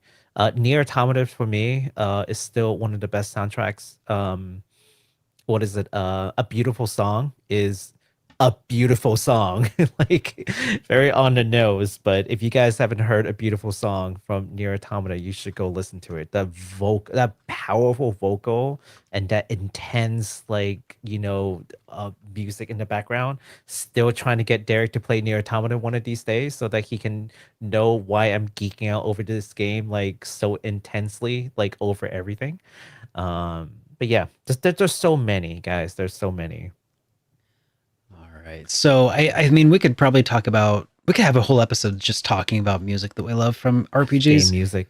we'll probably have to come back to that at some point. We keep saying that. I know. Like, one of these days. Yeah. One of these days when there is no news and we are just aching to be on camera and talk about stuff for a while. Maybe You know what this is, Derek? You know what this is? you drive by and you see this restaurant and you're like, oh, we have never tried that before. Oh, we should come back to this when we don't know what to get for dinner. Yeah. And you never go to that place when you don't know what to And- get for dinner. And then they shut down And then they shut down. Damn it. Like, because we never went. Yeah. Ugh, Okay, so I hate that. So since we're on the topic, we have this other question that came in from the Twitter on yours. They said, two music questions. What video game soundtracks do each of you find yourself re-listening to most often? I think we probably hit that. From Timothy Deal. Yeah, from Thank you, Timothy Deal. Deal. Yes. Yeah. Second one, are you familiar with the Overclocked remix? And if so, do you have a favorite remix from them? I've heard the name. I feel like I've definitely listened to like the Chrono Cross or Chrono Trigger OC remix, or was it Terranigma? One of the two. But I've never made a point of like listening to a bunch of it, so I can't like give a very nuanced opinion of OC remix. Well, if I have to just answer your question really quickly of what game soundtrack I do repeat on when I'm driving, one that I repeat a lot, and I don't know why, is Octopath Traveler. Oh, it's so good. Octopath Traveler. Yeah. I don't know why, but it's just so good. Octopath Traveler. There's also like Octopath Traveler like official remix from Square Enix that was also really good. Yeah, it's an official remix of the Octopath Traveler soundtrack. So that's also really good. I highly recommend it. But yeah, I keep listening to it. I also listen to something called it's not game soundtrack per se, but hold on one second. Let me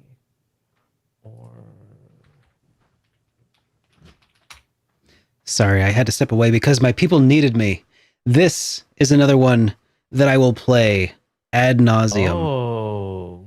Yeah, this, guys, if you're not familiar, is the Chrono Trigger Brink of Time soundtrack, the official one by Yasunori Mitsuda. This game soundtrack is a jazz arranged album of Chrono Trigger, and it is chef's kiss. It is so good. It is so good. If you haven't, it's on YouTube. If you haven't already listened to it, guys, definitely be sure to check it out because it's a banger. I legitimately do unironically just listen to this often. So Brink of Time. yeah, brink of time. Yeah, I just linked another one that I love. It's called the Orchestral Saga. It is a orchestral remix or rendition of a lot of the saga music from like Romancing Saga music and Saga Frontier. Really good CD if you like that like orchestra kind of if you ever hear a chip tune and you're like, man, if only they had an actual orchestra playing this, because they had written the score as if there would be an orchestra, right? Or like some kind of a orchestral like instrument, like, you know, to play those. Well, this is what I'd like, you know. Over the years, it becomes popular, and Square Enix got the money to fund it. They're like, you know what? Why not? Let's just throw an orchestra there and play all these musics, and to listen to a lot of the, for example, Distant World. Why do I like Distant World so much is because when sorry, I forgot his name for a second. When Nobuo write these music, obviously he is written these with the limitation of the the chipset from like the Super Nintendo, for example.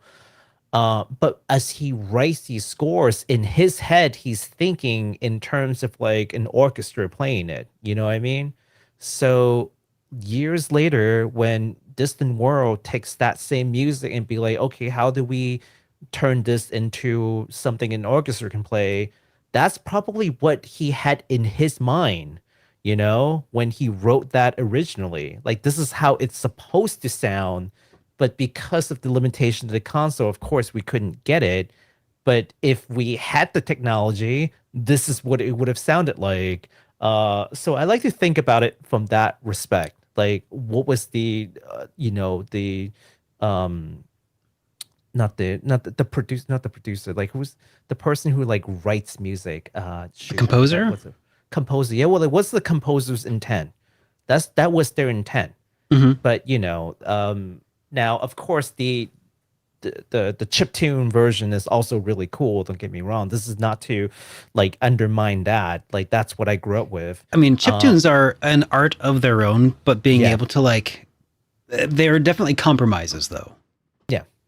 Yeah, to hear that, and even more so with the Distant World series, they actually work with Nobuo to turn that, he's actually there with the director, and like, he has to approve the pieces of music. Like, this is how I had intended it. This is my interpretation. I mean, not just in it. Sorry, I mean to say this is not just an interpretation of it. That is his, approval. Like, he's like, yes, this is what it sounds like in my head. So it's really cool. Anyways, the second question. What's the second question? You erased it.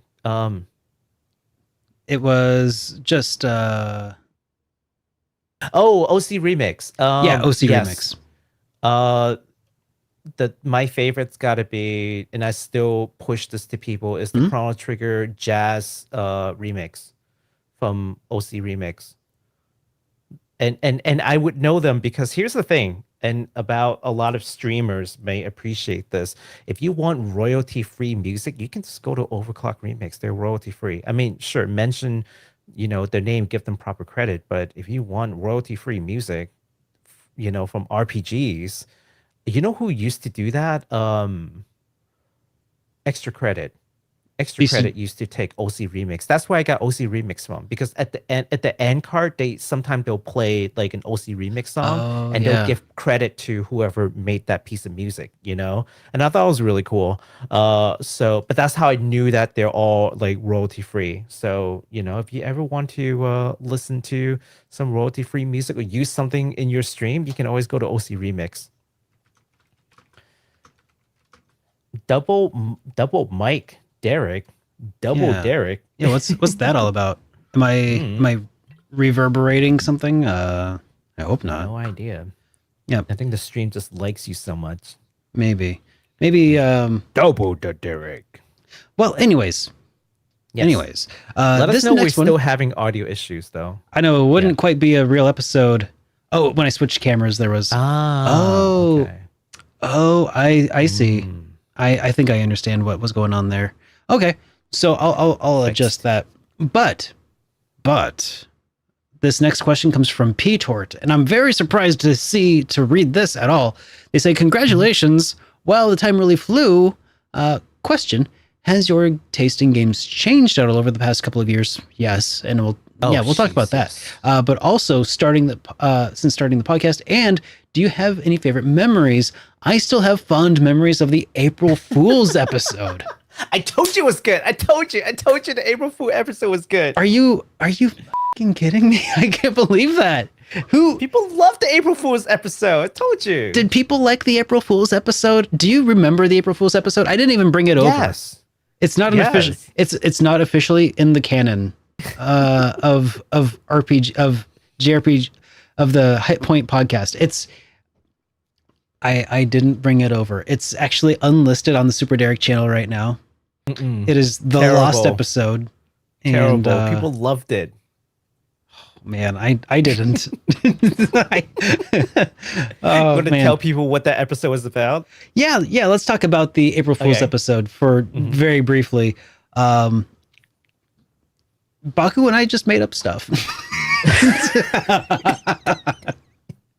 It was just a 20-minute podcast episode. We just straight-faced it the whole way through and just talked about, just something ridiculous that happened, and that was it. And then we ended the show.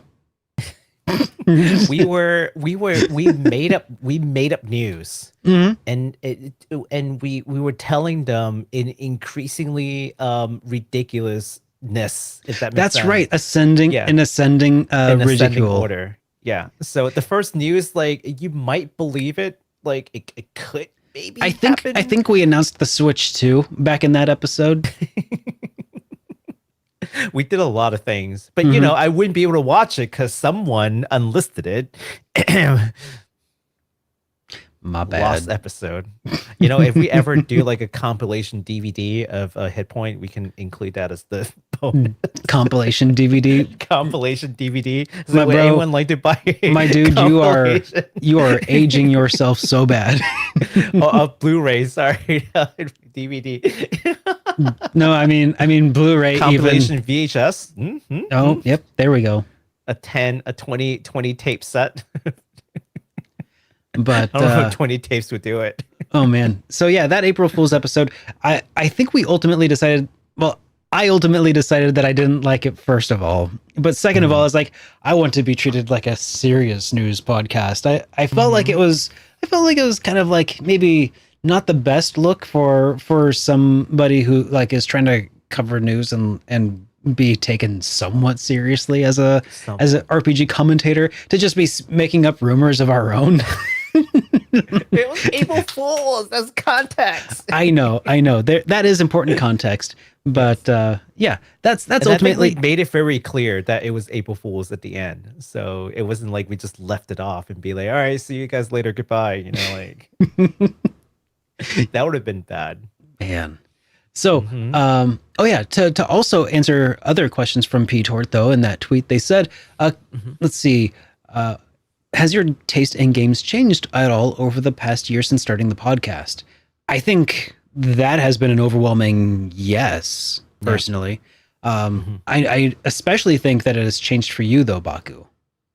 As far as your willingness to play indies. Yeah, absolutely. Mine too has also exploded since starting to cover more indies, like and to just open my mind to them.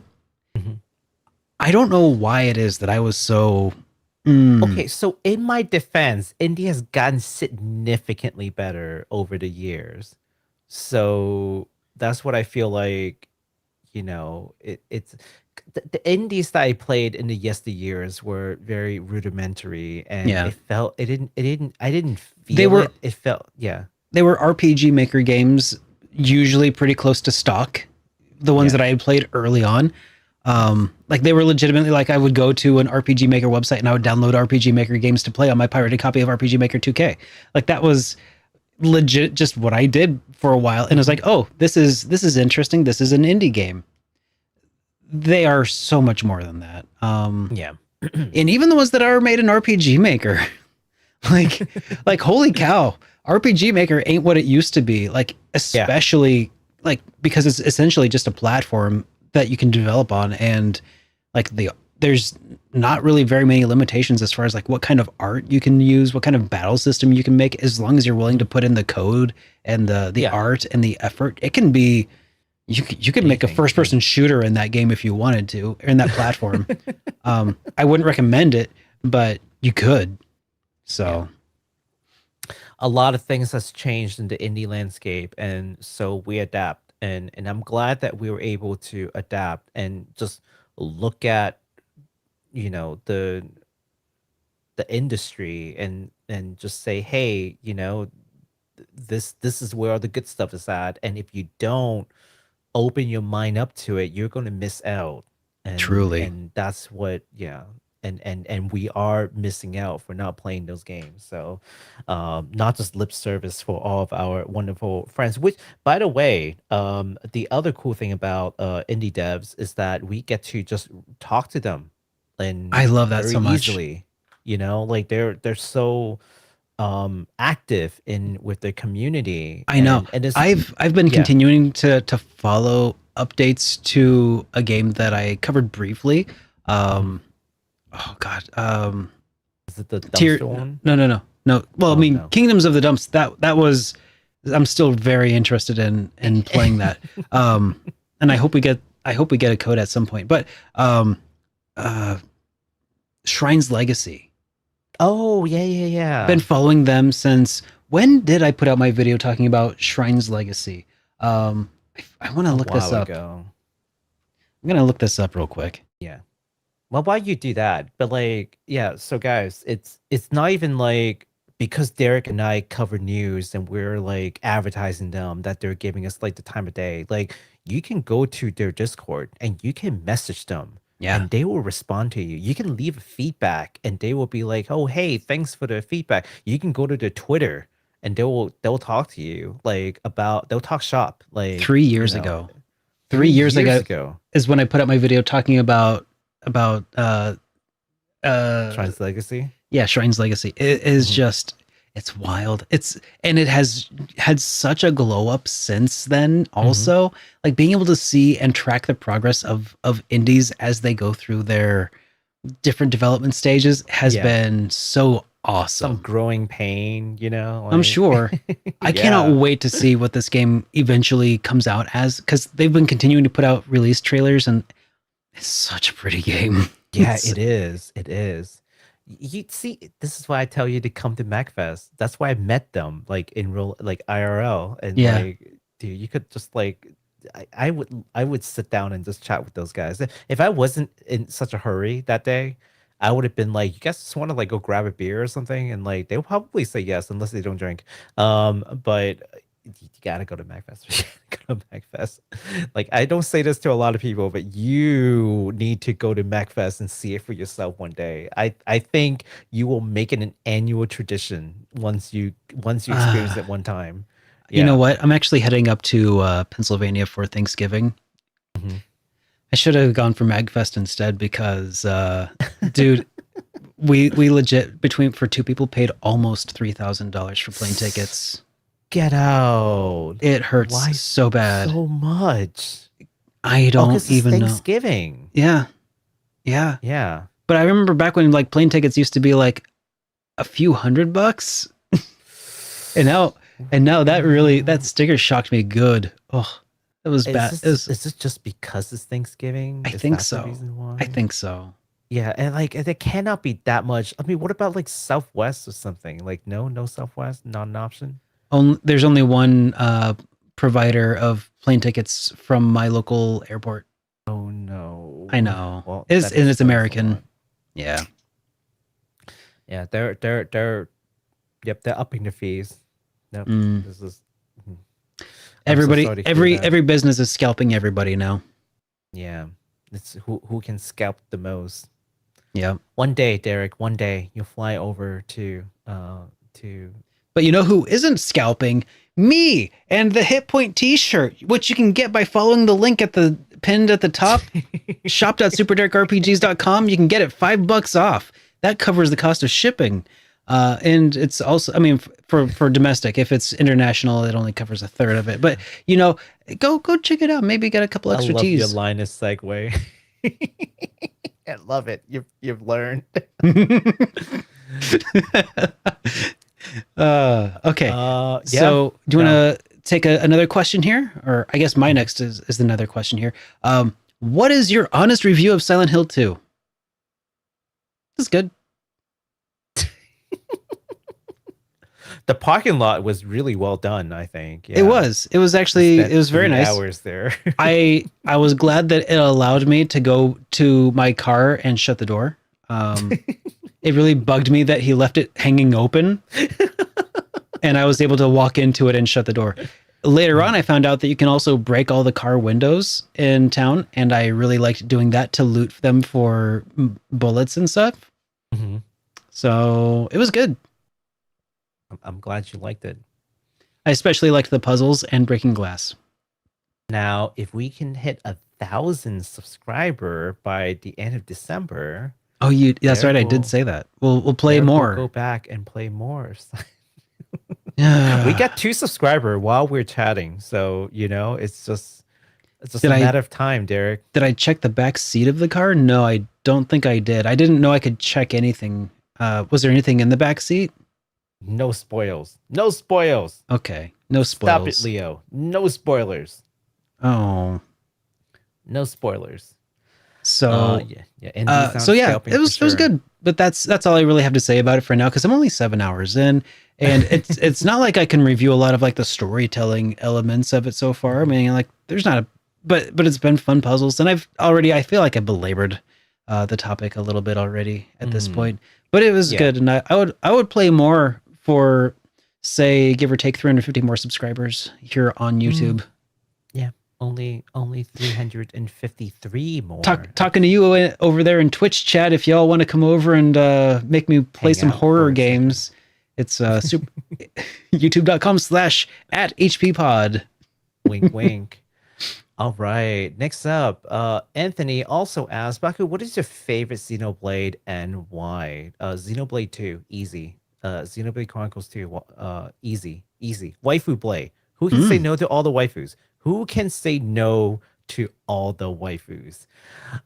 No, so I was actually just talking about this the other day with some friends, and we were talking about like the theme of Xenoblade 1, 2, and 3. And Xenoblade 1 is about what makes one human, like that there's like a heavy component of of that, and what makes one like sentient or something to that effect, because you obviously would offer grace to a fellow human, but maybe not a machine. But what if the machine is sentient? Then so it has this very similar question that like Nier Automata also explored, right? So that's Xenoblade 1. Xenoblade 3, the theme is war, the realities of war, the people who actually live the war, and all the different like connections and all the causes and whatnot. And I thought they do it really well. But when I think about Xenoblade 2, for a while, I couldn't think of what the theme is. And my friend was like, oh, yeah, it's about like friendship. And I'm just like, wow, this is just a shonen. This is a shonen anime then. Like, at that point, it's just, it's about friendship and hard work. But no, I think I know what Xenoblade 2 ultimately is about. Xenoblade 2 is about, and I hope this is not a spoiler, but ultimately is about facing your trauma and facing your mistakes. And when you play Xenoblade 2 along with Torna, which is the expansion, you'll understand why it's my favorite. It's not without flaws, but that story, it hurts so good. Derek doesn't like the battle system. Otherwise, I would have asked him to try to play that. But the story is so good. It hurts so good. The auto attack thing just doesn't really do it for me. I mean, when I played it many years ago, when I played the original, it just didn't stick. Maybe I'll try it again at some point. One day, maybe. It's a lot of games on Derek's like one day I will play this list. It's called the backlog. Just this is all a grand plan for me to establish immortality, like through nano robots. If somebody if y'all will just crowdfund my immortality, I will have enough time to eventually play and review every game you've ever asked. But just I think my backlog already extends beyond my natural life as it stands today. We don't talk about that. All right. So the next question came from 3D by Leo, who says, "Can each of you show us your favorite figurine?" Show me your favorite figurine. I don't know. I've never seen Derek's figurine collection. I've shown mine plenty of times. Not on the show, but all right. Let's see if this. All right. Look at his high-tech camera. Oh, my high-tech camera stopped following me. Hang on a second. Here. Okay, let me. I don't have a high-tech camera, but I'll grab mine too. Okay.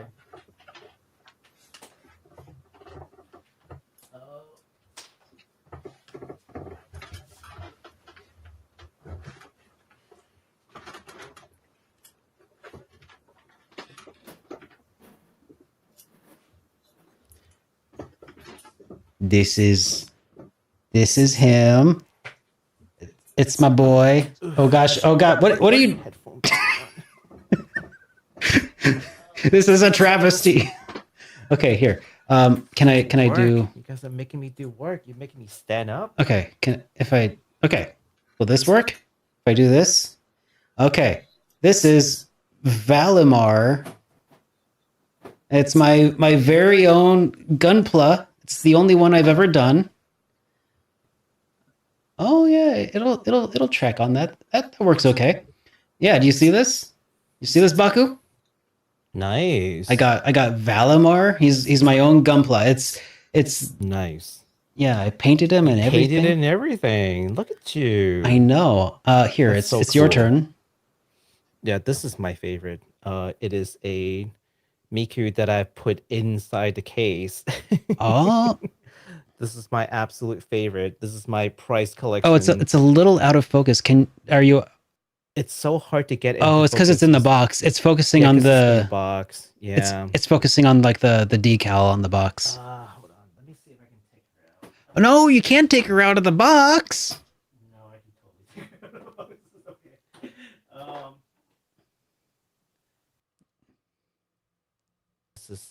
This is what she looks like.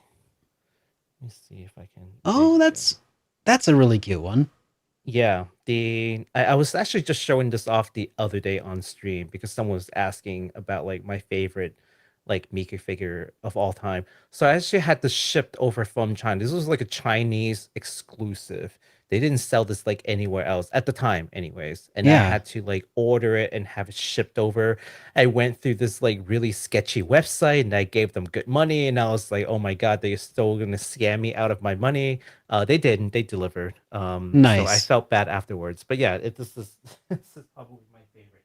Out of all the figures in the back, which there are so many, I don't know if you guys can see it, but there are lots and lots and lots of them. But yeah, this has got to be my prize collection here. All right, I'm gonna go put Valimar away real quick. Okay. Valimar, the Ashen Knight.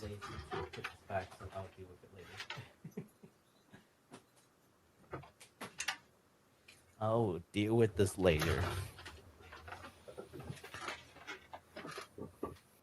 High tech. Yeah, I know. Oh yeah, the best. Here, let's put that away. Which of my 300 figures shall I choose? Yeah, I have too many. 1, 2, 3, 4, 5, 6, 7, 8, 9, 10 figures on my desk. Just the desk.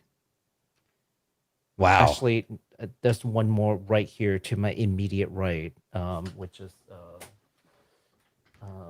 this is I forgot her name, Mary from Kakegurui, that gambling anime.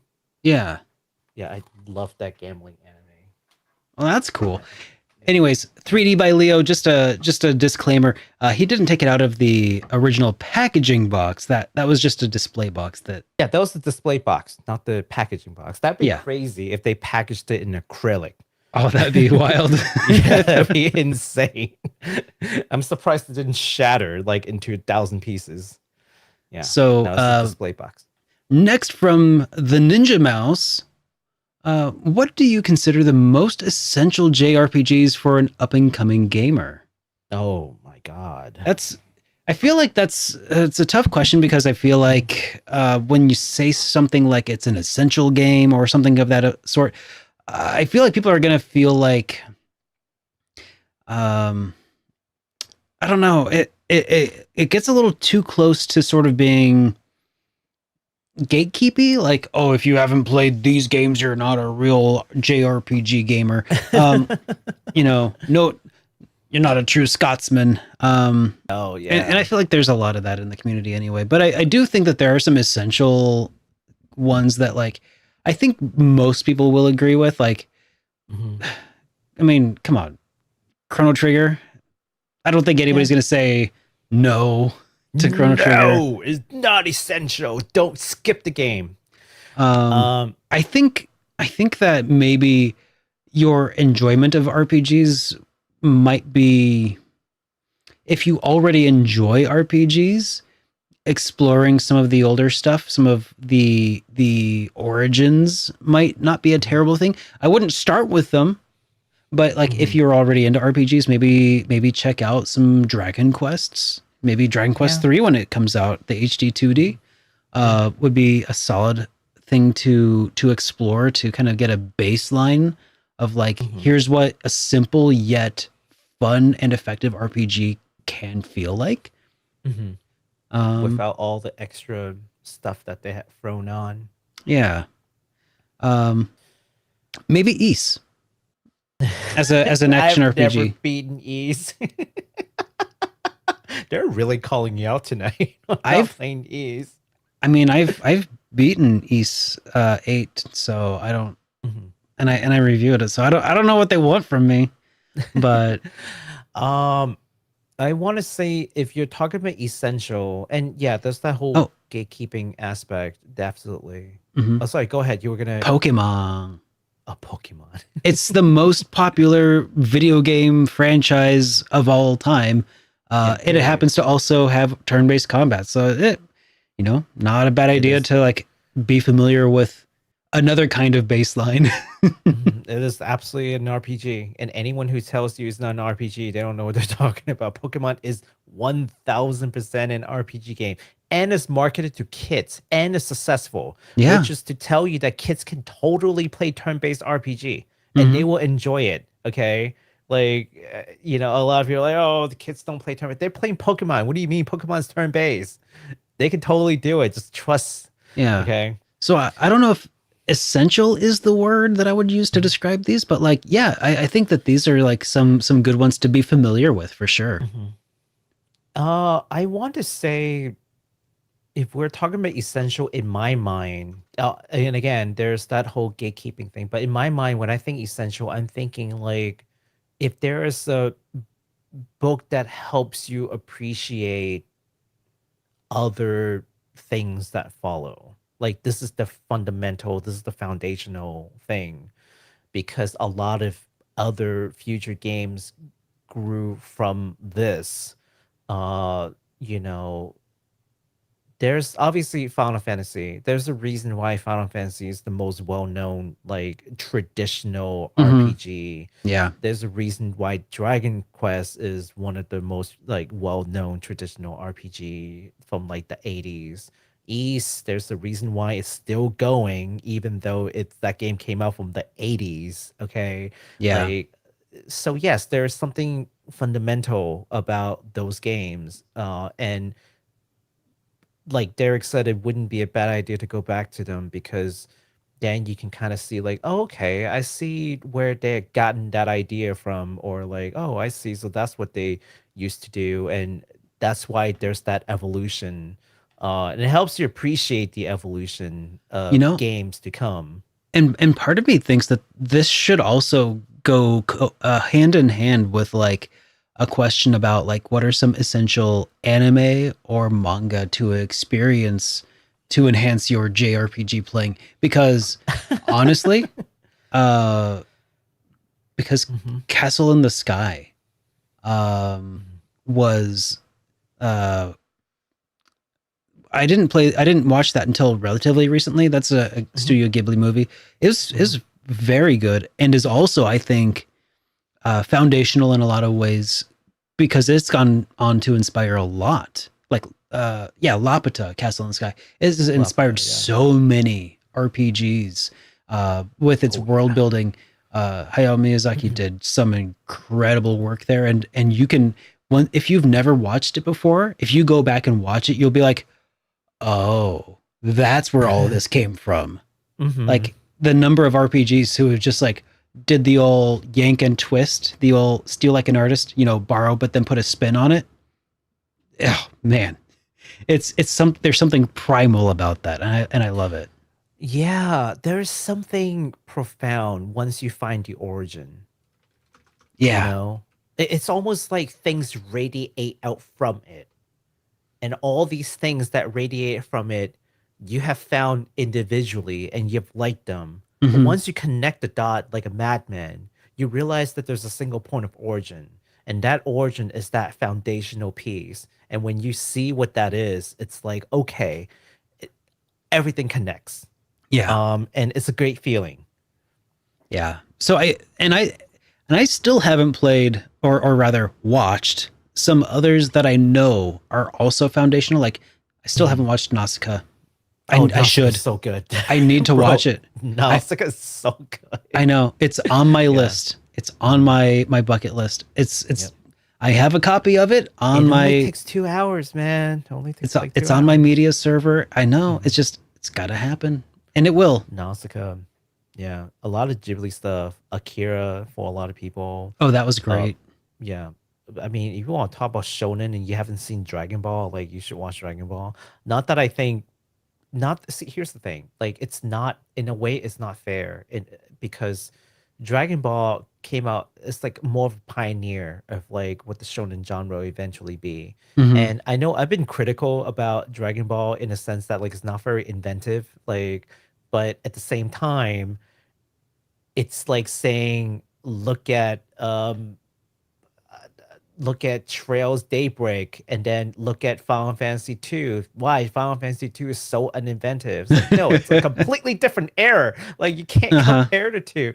So likewise, comparing like JJK or like My Hero Academia and then going back to Hunter Dragon Ball, yeah, and then be like, oh god, it's so rudimentary. Like, oh, you just so change the hair cliche color. That's but it. like that's but back in the day, in the day, that was exactly the thing. And that was the disruption back then. Yeah. So like, you gotta look at it through those lenses. Yeah. Cliches are cliches for a reason, and it's because they were successful the first times that they were used, and it's great. Yeah, absolutely. Yeah. So next question from Tarvold's Quest.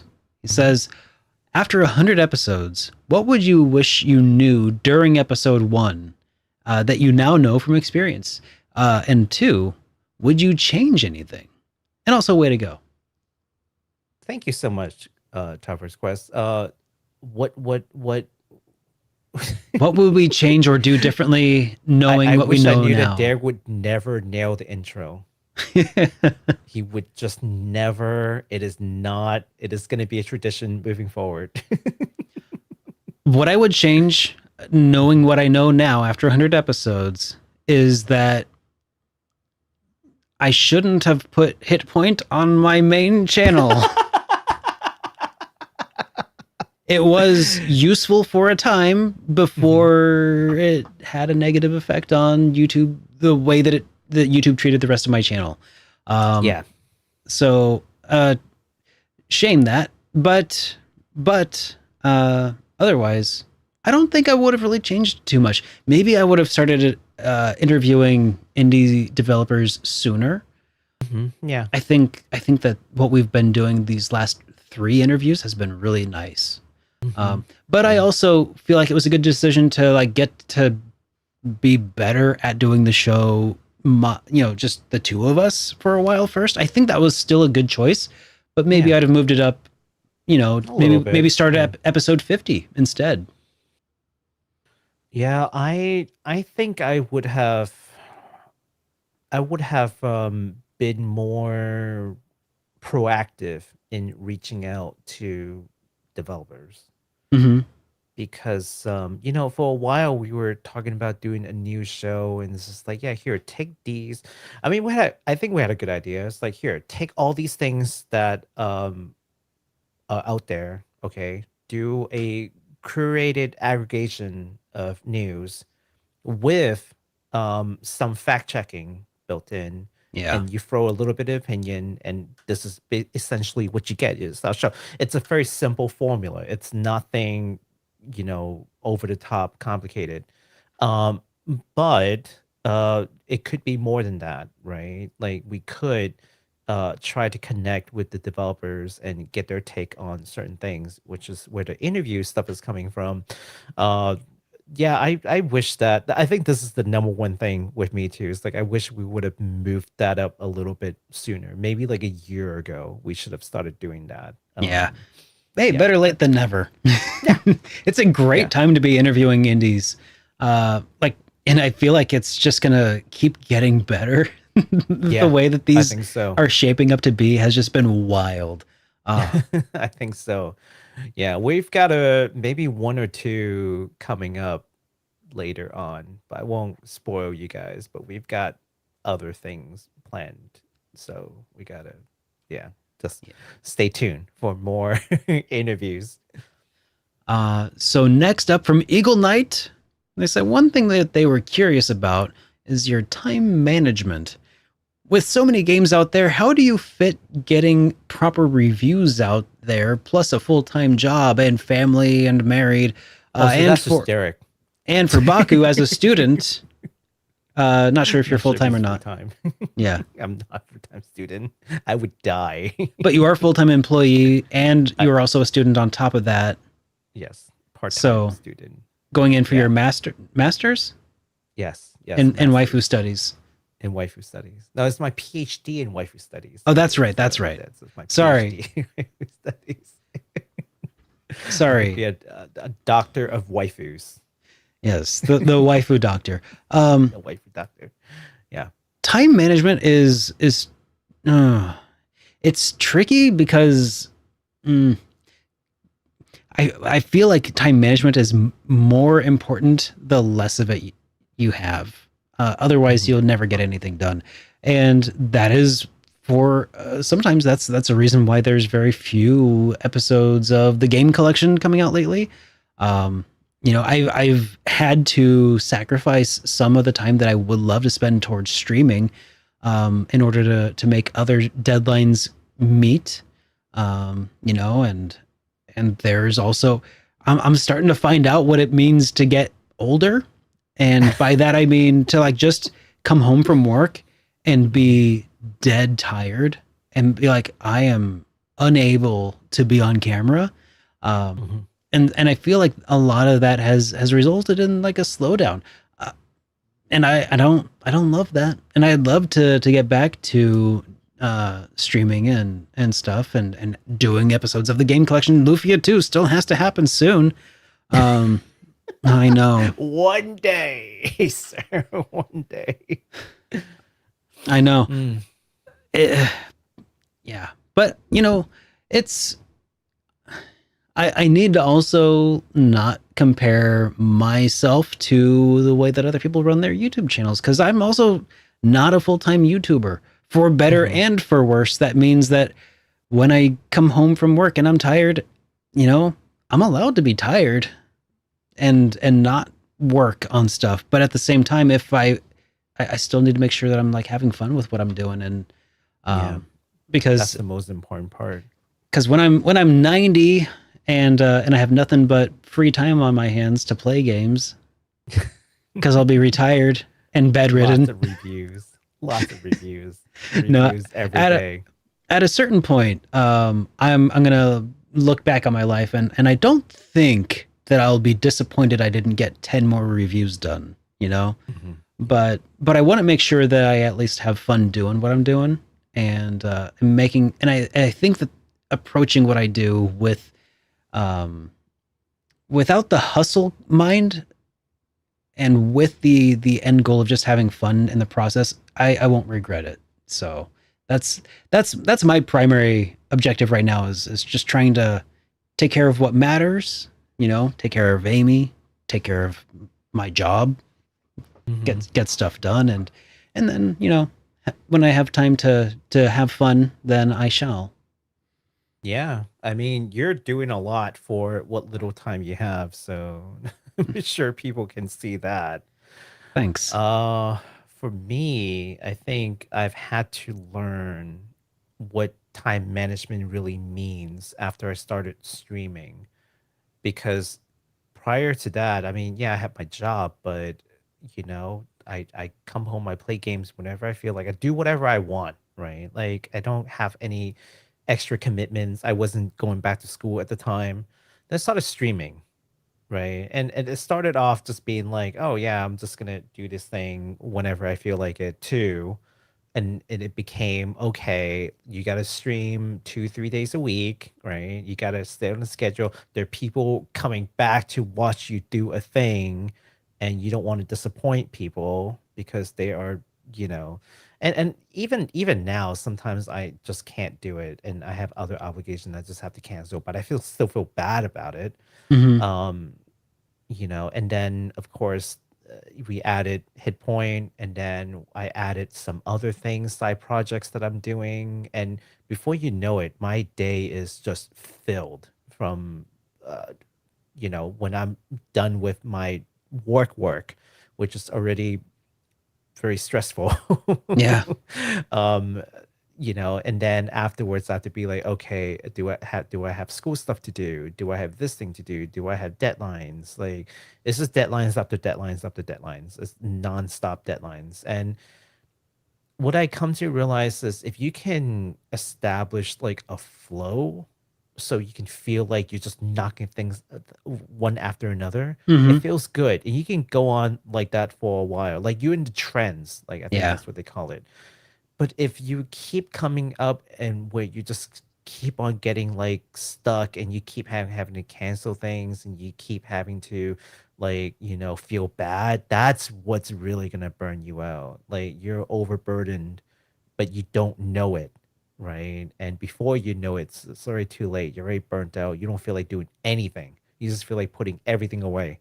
Um, then that would be a shame because maybe all it needed was just taking off like a weight or two off your shoulder and say, you know what, it's fine that you don't do it, or you know what, it's fine that that thing does not have to be made.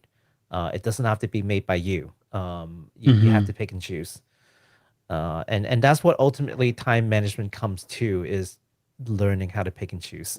And sounds like Yeah. also being forgiving of yourself sometimes when Oh need yeah, be. you have to be kind to yourself. You have to be kind to yourself. It's it's the opposite of being lazy. I think, right? Because if you're lazy about things, then you are too forgiving of yourself, maybe of what you can potentially do. But the opposite is not necessarily great because now you're overburdened and you're forcing yourself to do a lot of things, but you're also burning out, and that's not good for your mental health either. So just make sure to understand there's a balance, and just because you want to take weight off doesn't make you lazy. Yeah. Like that's the other end of the spectrum. You're not there. If that was your problem, you wouldn't be burning out. Yeah. All right. So, moving along from Felix the Cat, do you plan on? I think this one's me specifically. Do you plan on reviewing any more older games? Some people just review the newest stuff and hyped games at the moment, but there's so many older games deserving of a full review, and I think that ties in Hmm. exactly to what I was just saying about like the game collection reviews, which are the slower one, the older games. They're slowing down because I felt like something had to give based on my time that I had available to me, and I do eventually plan on doing more of those reviews, but the time that goes into them versus the views that come out of them is so like inversely like it is ridiculous. I can work on JRPG Weekly Update and I'll have it done in one day and it'll get 10,000 views. Work for 10 months on a video for the game collection, it'll get 3,000 views. It's like, gosh dang it. And it's not always just about the views, but I do feel like sometimes it's like, man, I put in so much effort into some of these things and like very few people will see them, and that's also a little discouraging. So anyways, it's not that I'm discouraged at the moment, but it does feel like I need to pick and choose where I'm spending my efforts at this point, Hmm. in order to continue to be sustainable as a creator. So yes, I do plan on doing more retro reviews, and hopefully I'll have a new one soon ish.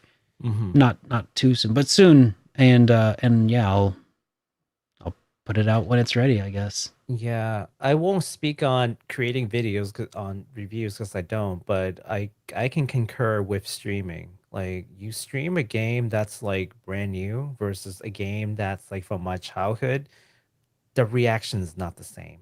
You're still spending that same amount of time.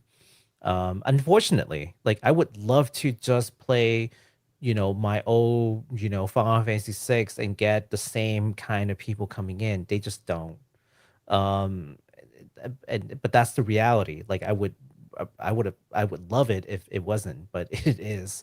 So you have to pick and choose, like Derek say. And we're not saying we're gonna give up on it. Like I still want to come back and play FF6 again or FF5 again at some point. That's not tied to an event. I know. Yeah. For Job Fiesta, I see you.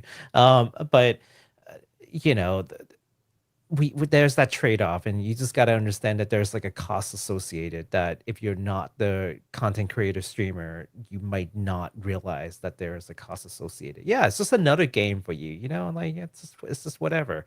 You're gonna play a game anyway. It's like, well, no, I only have so many hours in a day, so I can only do one of these. Which one should I do and why? You know.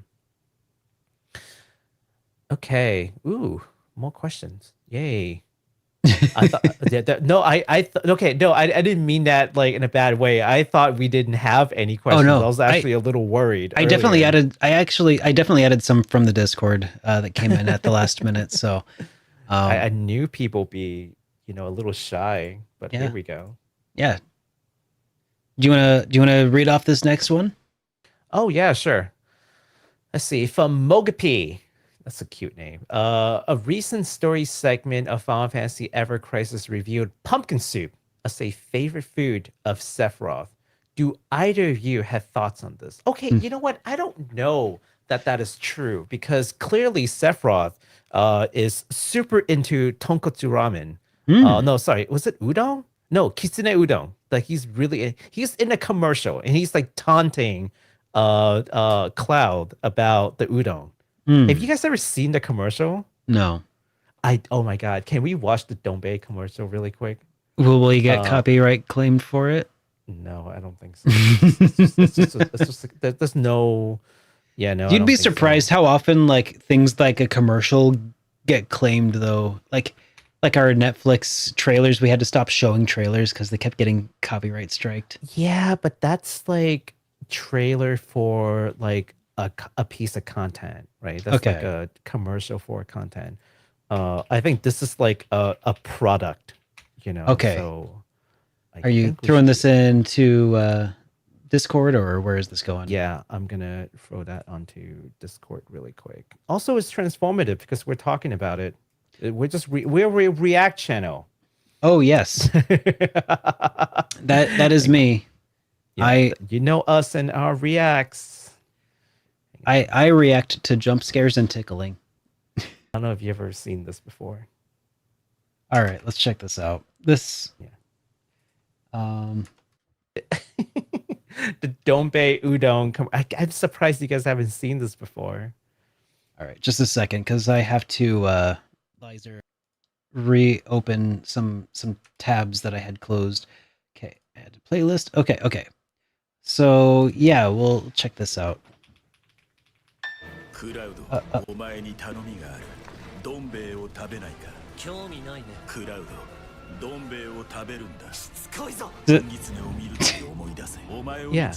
When is this from? Fox ears because kitsune is foxes. Oh, Donbei. Donbei is the brand. But he's fighting him. He's so that raises so many questions. He is a kitsune, but does that mean that Cloud is therefore the opposite? The raccoon dog? Yes. Yes. What's it called? Dang it. I forgot. Tanuki. Tanuki, yeah. Maybe Cloud is the Tanuki. Man. If you had to go on an RPG adventure with anybody, it should be a Tanuki, because they can always be sure to provide you shelter when you're camping. Look it up. It's great. So there you go, guys. Pumpkin suit? I don't know, man. There's the kitsune udon. I don't know. I got proof, man. I got videos for you, man. Okay. All right. So from Hoodley, they say, congrats on episode 100. What is a quirk about older JRPGs, such as the need for grinding, lack of general direction, etc.? Do you usually dislike in games that have them? Let's see. A quirk about JRPGs that I dislike in games that have them. Like what is one that you like? Okay. Not a fan of silent protagonists, which I think is a old gameism. I mean, it doesn't ruin a game for me, but I also just don't love it. But one thing that I do love, overworld maps, being able to as a giant figure, like roam across the countryside, like a miniaturized countryside. I like that. Those are the two I think that I would knee-jerk reaction pick. Quirks about older JRPGs. Yeah. I don't dislike any. I don't think I have any that I particularly dislike. Turn-based battle? Like, or not turn-based, random encounters? No, I mean it's fine. That's the choice. It's fine. Yeah, no, I feel like any of these can be done. Sparsely located save points. Oh, okay. Thank you. Not be able to save anywhere. I hate that. I hate not being able to save anywhere. Yeah. So that's kind a rough of one. what you're saying, but more specifically, not be able to save anywhere. I hate save points in general. Just like I hate them. I love now most of the games you can just save anywhere. Although Romance Saga 2 kind of like reverted, where the old version you can save anywhere, and now there's a save point. I'm like, why would you do that to me? I mean, it's just within the dungeons, but you can leave at any point, and usually get back pretty close to where you were. But you should be able to save anywhere. So you can save scum a lot of things. Maybe that's why they don't want you to just be able to save scum anything. Okay, here's one. When you game over, it sends you back to the main title scene. What was the game that? Oh, yeah. There were a few. Yeah. I mean, I'm not a fan of like bad. I don't mind it like sending you to like the load screen to like where you like pick a thing, but don't make me like go back to the title screen, see the splash, see the title. Don't make me sit around and like wait for the game to taunt me for a while. Like, ha, you and your friends are dead. You suck at life. You should not play anymore. You're too weak. Stop playing this game. It's been a while since I played a game that did that. So I especially didn't even remember. Once upon a time, I don't remember which game did this, but also the default option was new game instead of load game. So like when you would die, you'd just be mashing a button and then you would immediately go to the next screen and accidentally hit new game on the title screen. And you're like, no, I gotta load the game. And then you have to get up. Reset. Yeah, you have to get up, walk over to the console, reset the button, and then do it slowly. Oh, it's the worst. Okay. But what do you like? I can't remember. And what did I like? I like the games that actually don't give you directions. Now, okay, let me clarify. Okay, if there's a game where there is a next step, like there is a next step, and they don't give you proper direction to get there, or the proper like way to figure it out, then that's bad. That's not what I mean. What I mean is a game like Romance Saga 2 or 3, where there is not like there is one next thing you can do. You can do many different things. And in that sense, the lack of direction is nice. Or sometimes they don't give you direction on how to do a thing, but you should be able to figure it out per the game design. That's also really nice, as opposed to just like an overabundance of tutorials and many tutorial screens you have to read through, like a Neptunia game. Oh my god, here's how you hit an enemy under field to initiate this. Here's how you pick an item. It's like, oh my god, just stop. I know. Stop it. Like, there's a lot of these tutorials. You know what? It's the opposite. The opposite is these quirks about newer games that I wish they'd stop doing. So no, I'm actually defending older games. Like, for the most part, the older games are fine. It's the newer games that drives me up. The over tutorialization of everything. Oh, like, God, yes, just please stop. Yeah, like, I feel like there should be in every RPG a shibboleth where like just some sort of test. It's like, do you know how to play an RPG? You know, or maybe like here's what it is. Here's what it is. When you immediately like go into the game settings and set the text speed to fast, it should turn off all the tutorials automatically by default. It's like, okay, you know what's up. Yeah. Okay. They can teach you things, but like build it into part of the game mechanics, you know, like tell me what you need to teach me, but not like, here's a tutorial on using this like super cool skill. Just build it into the game, build it into the game, like build it into the gameplay.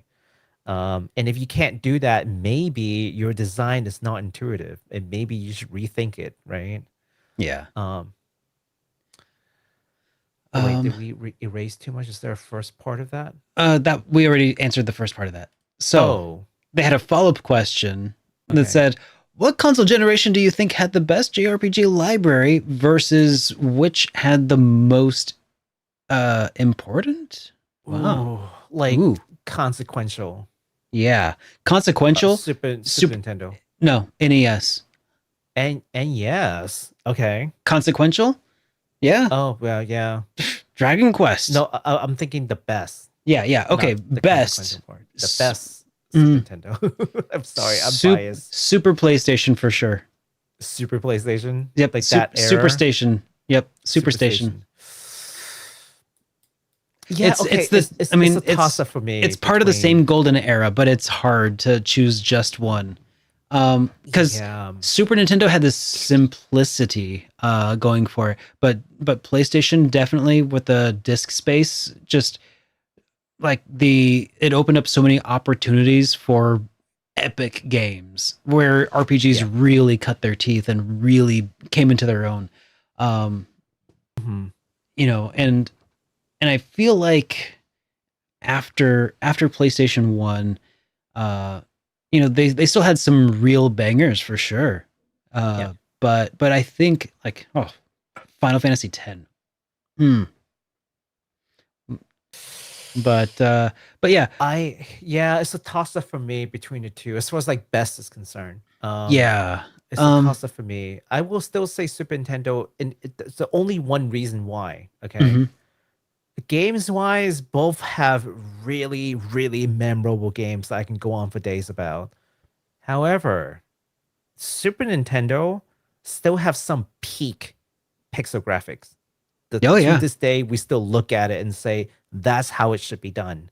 Whereas Polygon do not look as good, let's say today. It is. I have to disagree in that peak pixel art was PlayStation. Breath of Fire 4, man, was some of the best, but it did also have some weak polygons when they were present. Like the boss fights in Breath of Fire 4 were all polygons, and it just turned bad for me there. Yeah. But otherwise, like the standard enemies were all pixel based, and they were gorgeous.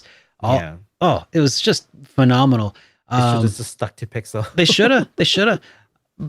Now, here's also why I feel like best probably has to go to PlayStation 1 is simply due to the sheer volume of RPGs available on that console.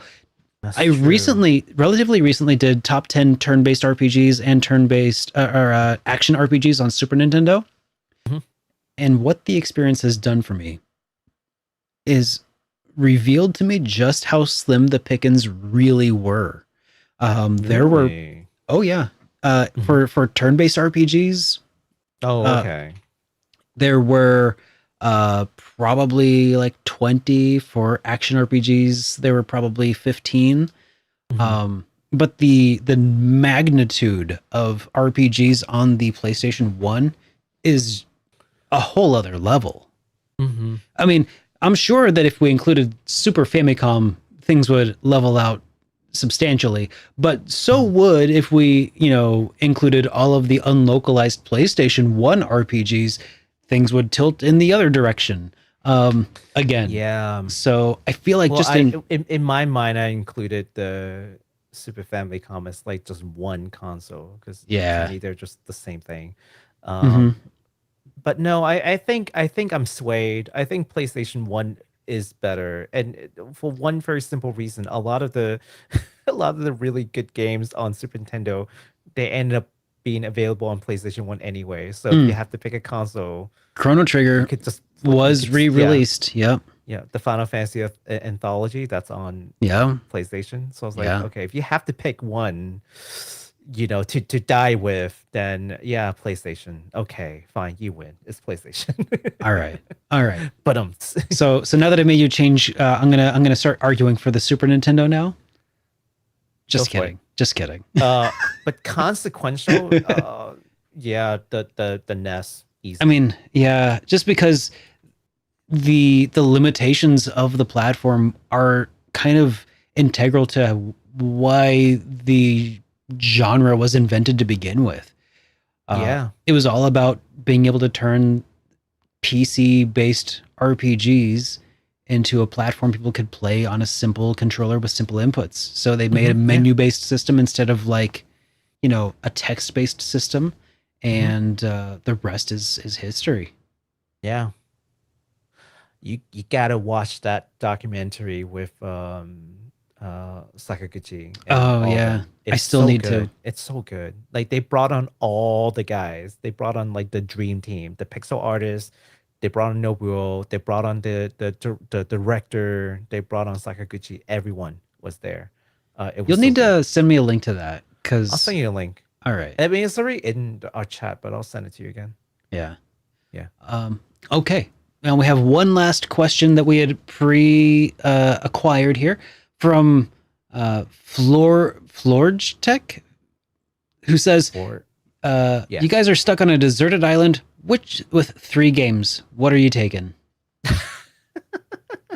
Providing that we can play it. Potable water. Yeah. Is potable water a game?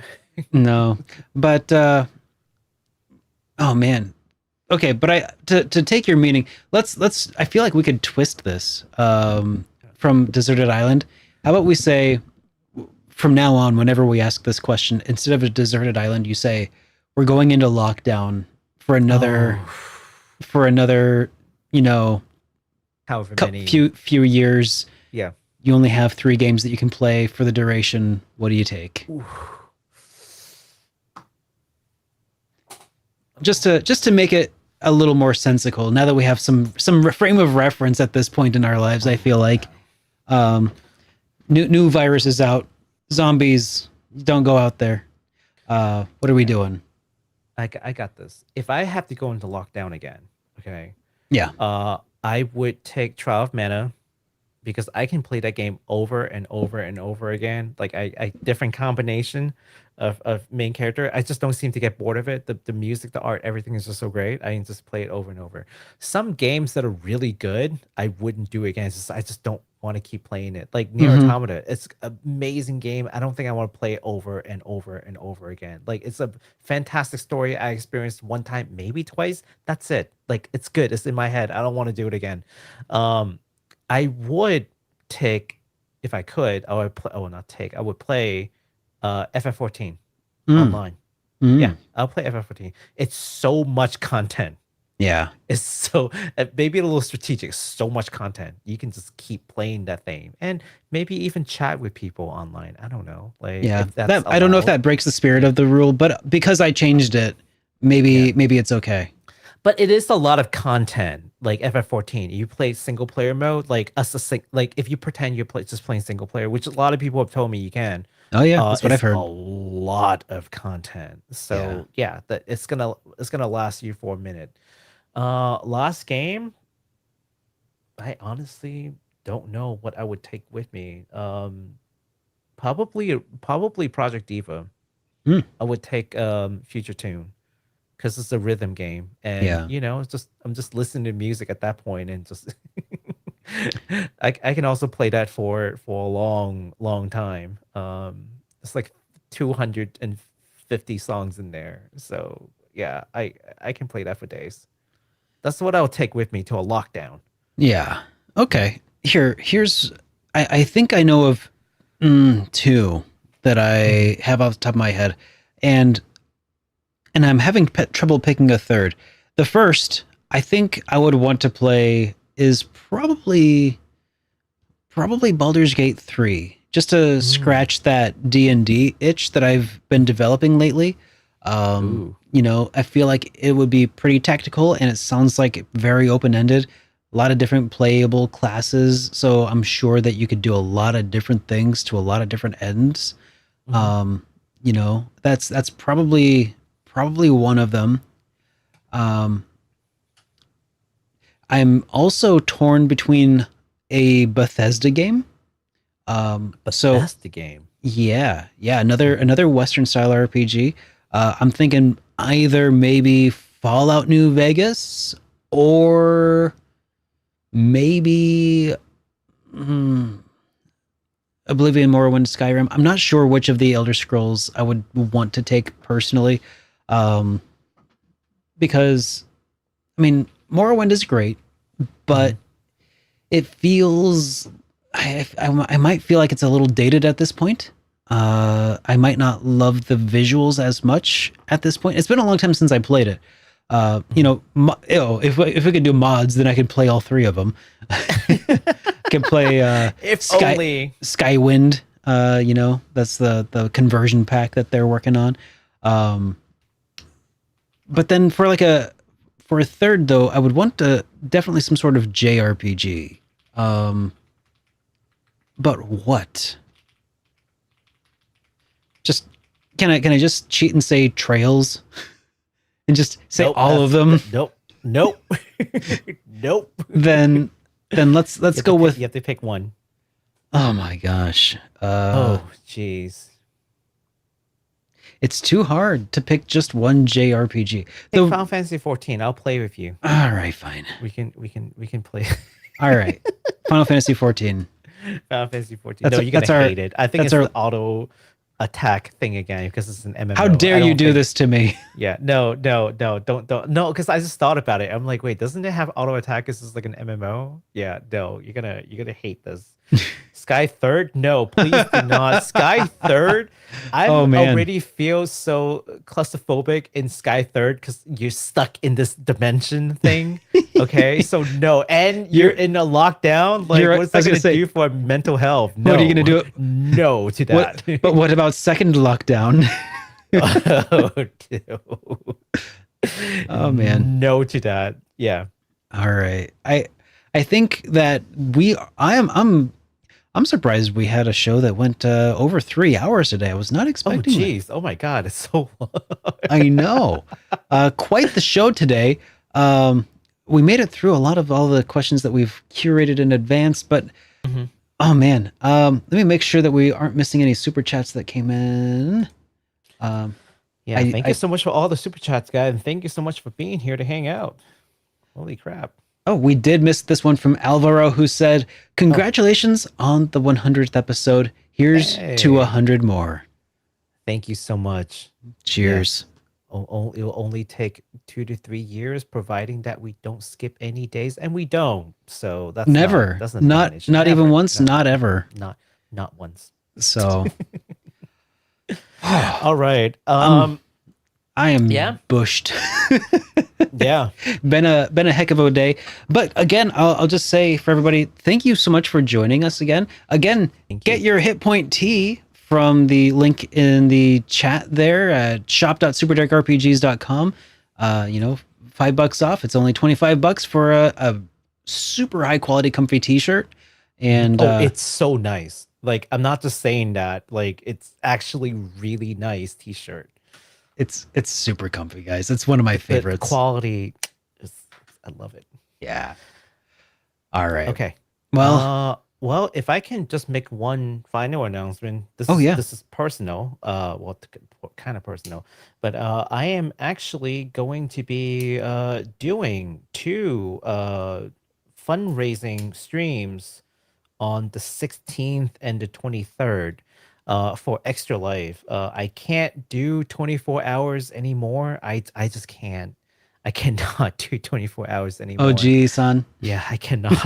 Like the kind of things it does to your sleep schedule, and just no, I cannot do 24 hours anymore, unfortunately. However, I do, in the spirit of a 24 hours, we'll do 12-hour stream, which is still long, but not 24 hours long in one sitting. So I've got a lot of fun collabs that I plan with my streamer friends that I've made along the way.